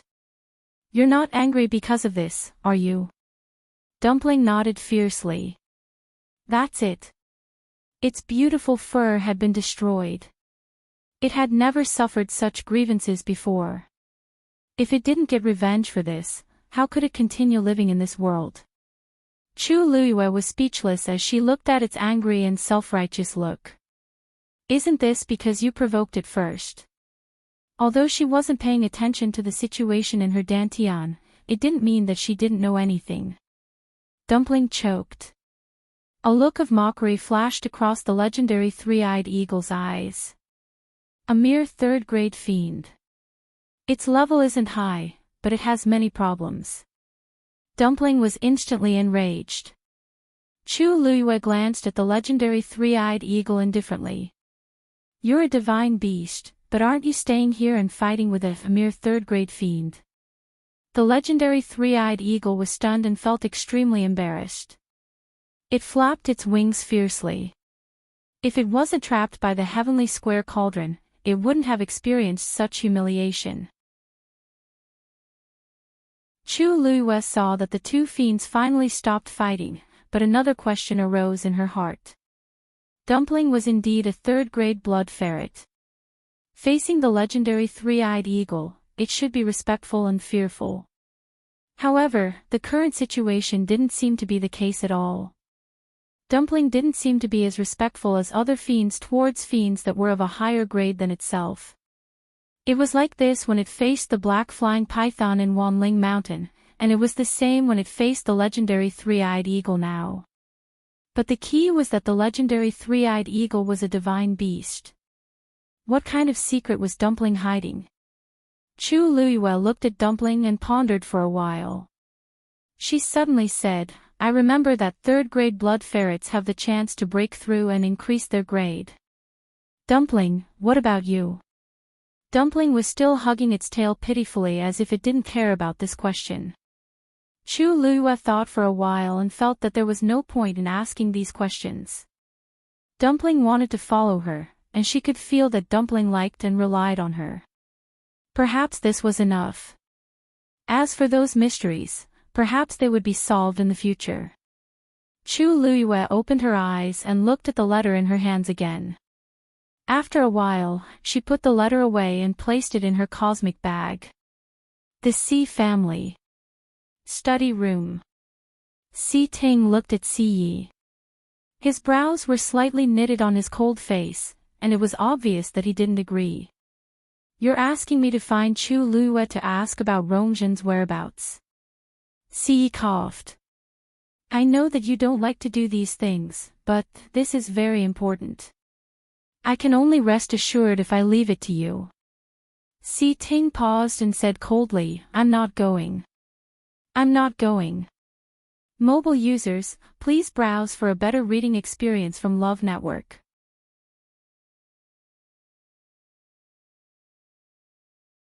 Chapter 333. Si had already expected Si Ting to reject him, so he wasn't surprised and patiently persuaded him. Si Ting, I know that you have dealings with Si Yang and Chu Liyue. This isn't difficult for you. You. Master, I can't follow your orders. Si Ting interrupted Si Yi, which was rare of him. Si Yi was stunned for a moment. It was only then that he realized that Si Ting was very resistant to this matter. But this doesn't just involve Rongjin. It also involves the Empress and Rongjin. After all, the Empress is a member of the Si family. If anything happens to them, it will be a huge problem for the Si family. Si Ting glanced at Si Yi and calmly asked, the Empress is the fourth princess. She should immediately inform His Majesty about her disappearance and get the Imperial guards to look for her. Why would the Empress secretly let the Si family do this? Also, it somehow involves Chu Liyue. He remembered that Rongjin and Chu Liyue didn't interact much. The only time they met was at Crown Prince Rongjin's birthday banquet. That time, Rongjin purposely humiliated Chu Liyue in front of everyone, but she was taught a lesson by Chu Liyue in the end. Perhaps Rongjin hated Chu Liyue from then on. According to her personality, it wasn't surprising that she secretly attacked Chu Liyue after that. But now that she's missing, what does it have to do with Chu Liyue? Si Yi was at a loss for words. He couldn't tell Si Ting about Elder Meng's existence. But Si Ting was stubborn. If he wanted to get to the bottom of it, then, these things are very complicated. Anyway, even if it's for the Si family, what can you do by asking? Si Ye's head hurt. As long as you don't let Chu Liyue find out that you're asking about Rongjin, she'll definitely know. Si Ting said resolutely. Chu Liyue was smarter than expected. Many times, even he couldn't tell what she was thinking. Master, I've been classmates with Chu Liyue for a few months, so I have some understanding of her. If this matter really had something to do with her, then once I opened my mouth, she would definitely be immediately alarmed. On the other hand, if there's no relationship between them, then asking her out of the blue will only arouse her curiosity and suspicion. Therefore, no matter how one looked at it, it was useless to get any information from Chu Liyue. Si Yi leaned back in his chair and fell into deep thought. He knew that Si Ting's words made sense. But other than that, what else could he do? Get someone else to go. He was really worried. Si Ting looked at him with a dark expression. Patriarch. Chu Liyue has already been selected by Vice Admiral Mu. Do you really want to put the entire Si family in danger for the Empress and the Crown Prince? Si Yi was suddenly shocked. Mu Qinghe was resting in her room.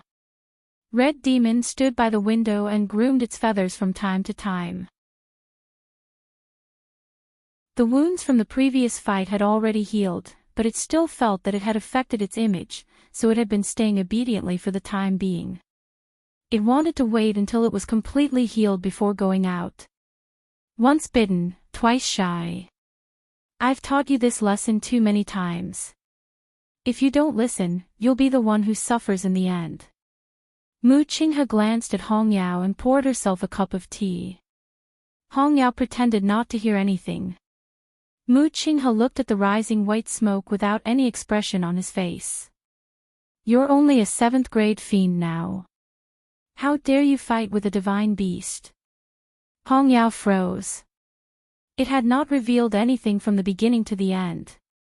How did Mu Qinghe know? Mu Qinghe narrowed her eyes when she saw its reaction. It seems like it's true. It had been tricked. Hong Yao suddenly understood and was very annoyed. Mu Qinghe was just guessing and tricking it. Hong Yao glared at Mu Qinghe fiercely. It was always like this. It would betray its master sooner or later. Mu Qinghe picked up the teacup and rubbed it slowly. Divine beast. This place is indeed. His voice was very low, and it was almost inaudible. Suddenly, Hong Yao felt a familiar aura. Its eyes lit up as it flapped its wings and flew outside. Mu Qinghe looked up slightly and looked at the door with deep meaning. Chu Luiyue looked up slightly and looked at the house in front of her. This was Mu Qinghe's residence in the Imperial city. There were no guards outside the door, and even the streets beside it were deserted. She didn't meet anyone on her way here. Those who didn't know would find it strange if they came here. However, Mu Qinghe was the one living here, so everything made sense. In the Imperial city, there were countless people who wanted to visit Mu Qinghe in order to establish a relationship with him. However, nobody dared to do so. Even Emperor Jiawen didn't dare to disturb him, let alone others. She heard that Emperor Jiawen originally wanted to send a few people to serve Mu Qinghe, but he rejected them all. Hence, there wasn't a single servant inside or outside the house. Mu Qinghe lived here by himself. However, there was a transparent barrier outside the door. From afar, one wouldn't notice anything strange. However, once one got close, they would immediately feel a strong suppression. Chu Luiyue was thinking about how to knock on the door when a green figure suddenly flew out from the wall and went straight for her. Hong Yao. Chu Luiyue looked shocked, but she thought in her heart, Hong Yao's sensitive sense of smell is still the same as before. It can even tell that it's me from so far away. Hong Yao happily flew in front of Chu Luiyue. I was about to die from boredom these 2 days. I didn't expect Chu Luiyue to come today. Hong Yao, your master, creak. Before Chu Luiyue could finish her sentence, the door suddenly opened from the inside. An entrance appeared above the spirit formation. Hong Yao quickly flapped its wings, urging Chu Luiyue to hurry in. Chu Luiyue's lips curved up slightly as she walked in. Walking through the front yard and the corridor, Chu Luiyue finally came to a room. The door was open, and Mu Qinghe was sitting inside drinking tea. Chu Luiyue was hesitating whether to speak or not when Mu Qinghe said without raising her head. Just come in. Chu Luiyue followed Hong Yao in. Greetings, Vice Admiral Mu. After the first time, it was much easier to bow to Mu Qinghe again. Only then did Mu Qinghe look up. If you feel bored here, then you can go and focus on your cultivation. Chu Luiyue was stunned for a moment before realizing that these words were directed at Hong Yao. Red Demon rolled its eyes, unwilling to give up. It had heard this kind of words countless times. If it was in a good mood, it might listen to it. But now, she was here. How could it be dismissed like this? Hong Yao landed next to Mu Qinghe's hand and drank tea from her teacup. Half of its head was almost buried in it. After drinking enough, it raised its head and shook its head violently. The tea splashed everywhere. Mu Qinghe gave it a warning look. Chu Luiyue suddenly said, Vice Admiral Mu, I came here today to discuss something with you. Mobile users, please browse and read. A better reading experience comes from the Love Network.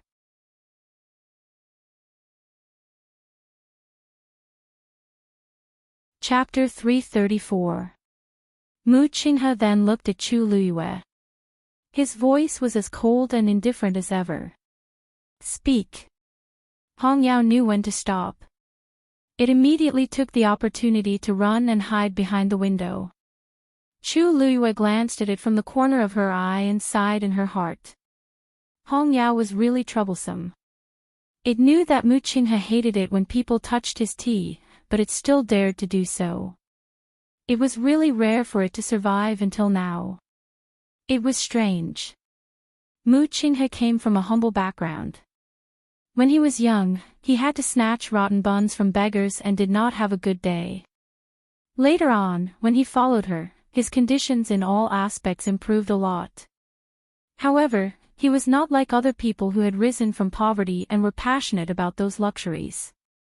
Instead, he was wholeheartedly focused on cultivation and war. Except for one thing, tea. Even she did not know when he fell in love with tea. Not only did he like to drink tea, but he also liked to make tea. Chu Luyue remembered that he had good tea brewing skills. Even the tea masters in the palace might not be comparable to him. She stopped thinking and looked at Mu Qinghe. She briefly told him her plan. So, I'm here this time to hope that you can approve it. As for the length of time I stay in Tai Yen Academy, it's up to you. Mu Qinghe picked up another cup and poured a cup of tea. He looked at Chu Luyue with a scrutinizing gaze. It seems like you're sure that I won't leave here in the short term. That's why you have the guts to make such a request. Chu Luyue's smile did not change. Didn't you say before that you would stay here for a period of time? I don't know how long you're referring to, but I'm here to ask. After all, it's an extremely rare opportunity to borrow books from other academies' libraries for free. I don't want to miss it. Vice Admiral Mu, please understand. Mu Qinghe did not speak for a long time. Other than looking for a genius with a Daijing Yuan meridian, he did have other important things to do this time. It would definitely not end in 3 to 5 days. Chu Luyue's request did not seem wrong. However, you can go if you want, but I have a question that you have to answer honestly. Chu Luyue nodded. Vice Admiral Mu, please speak. Mu Qinghe stared at her. That day, in Joyo Tower, did you get something? Chu Luyue's heart skipped a beat. Then, her eyes widened slightly, as if she was surprised and curious. What do you mean? Mu Qinghe didn't say anything. He just looked at her with a deep gaze as if he wanted to expose her lie. His cultivation level was extremely high, so the pressure on his body was also extremely strong. His piercingly cold gaze was almost tangible. If it were anyone else, they probably wouldn't be able to withstand such scrutiny. But Chu Luyue was different. She had met Mu Qinghe when he was at his lowest. She had seen him at his most miserable and pitiful state. She had also given Mu Qinghe a chance to become the youngest deputy general of the Tianling dynasty. She had seen him in his most glorious state. Hence, Mu Qinghe's gaze was completely useless to her. She frowned slightly, as if she was thinking. After a while, she shook her head. Vice Admiral Mu, I'm sorry. I really don't know what you're talking about. That day, the situation was critical. Prince Li and I escaped with great difficulty. Not only did we not bring anything with us, but we also almost lost our lives there. What exactly do you want to ask? Mu Qinghe looked at the woman in front of him. Intelligent, quick-witted, and a genius. Her expression was so sincere that it even made him wonder if his initial guess was wrong. Chu Luyue pursed her lips hesitantly. Then, she asked softly in a probing tone. Vice Admiral Mu. Are you looking for something? Mu Qinghe's gaze sharpened. The aura on his body instantly surged, and it surged toward Chu Luyue. Screech! Hong Yao let out a clear cry. A green flame instantly flew in front of Chu Luyue. It transformed into a barrier. It blocked Mu Qinghe's coercion outside. The two forces fought crazily. Bang! The tea set beside Mu Qinghe's hand shattered. Even the entire set of tables and chairs had many cracks on them. Chu Luiyue frowned slightly. She was just asking a probing question. She didn't expect Mu Qinghe to have such a big reaction. This only proved that she was right. But, why did Mu Qinghe come all the way here? What exactly is he looking for? The forces of both sides gradually dissipated, leaving the entire room in a mess. Chu Luiyue glanced at the broken teacup on the ground. It seemed to be freshly soaked Jin Jun Mei. In the past, Mu Qinghe never drank this kind of tea. She retracted her gaze. Vice Admiral Mu, did you misunderstand something? I just wanted to say that very few people set foot on the upper floors of Joyo Tower. Prince Lei and I were able to come out safely from the 6th floor thanks to the things his mother left there. If you really want to find something, perhaps Prince Lei will have some clues. The murderous intent in Mu Qinghe's eyes gradually faded. No need. As soon as he finished speaking, the room fell into a dead silence. Chu Luiyue felt that if this continued, the matter might not be settled. She could only cough to break the deadlock.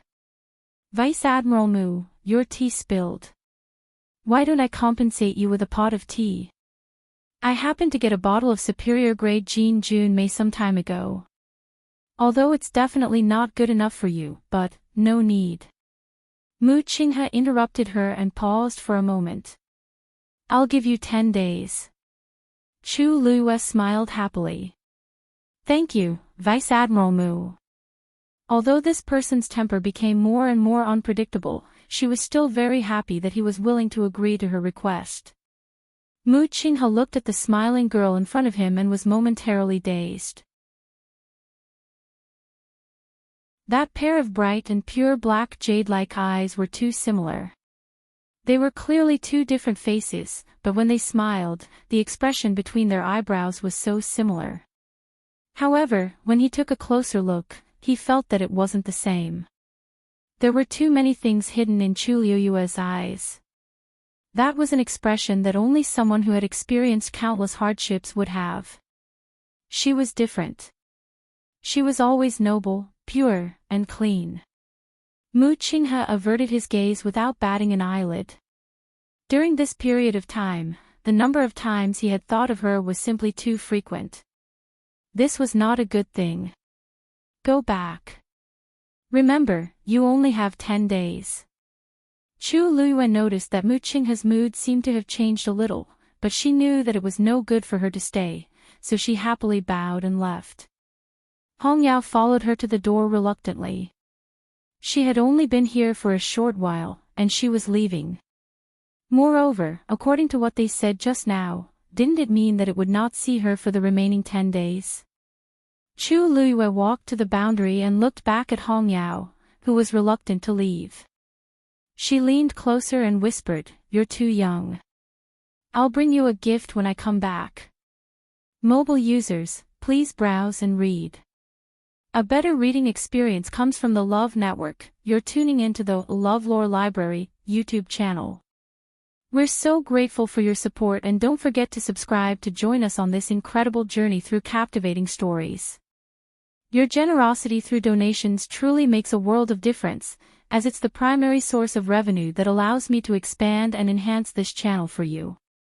Thank you from the bottom of my heart for being a part of this adventure.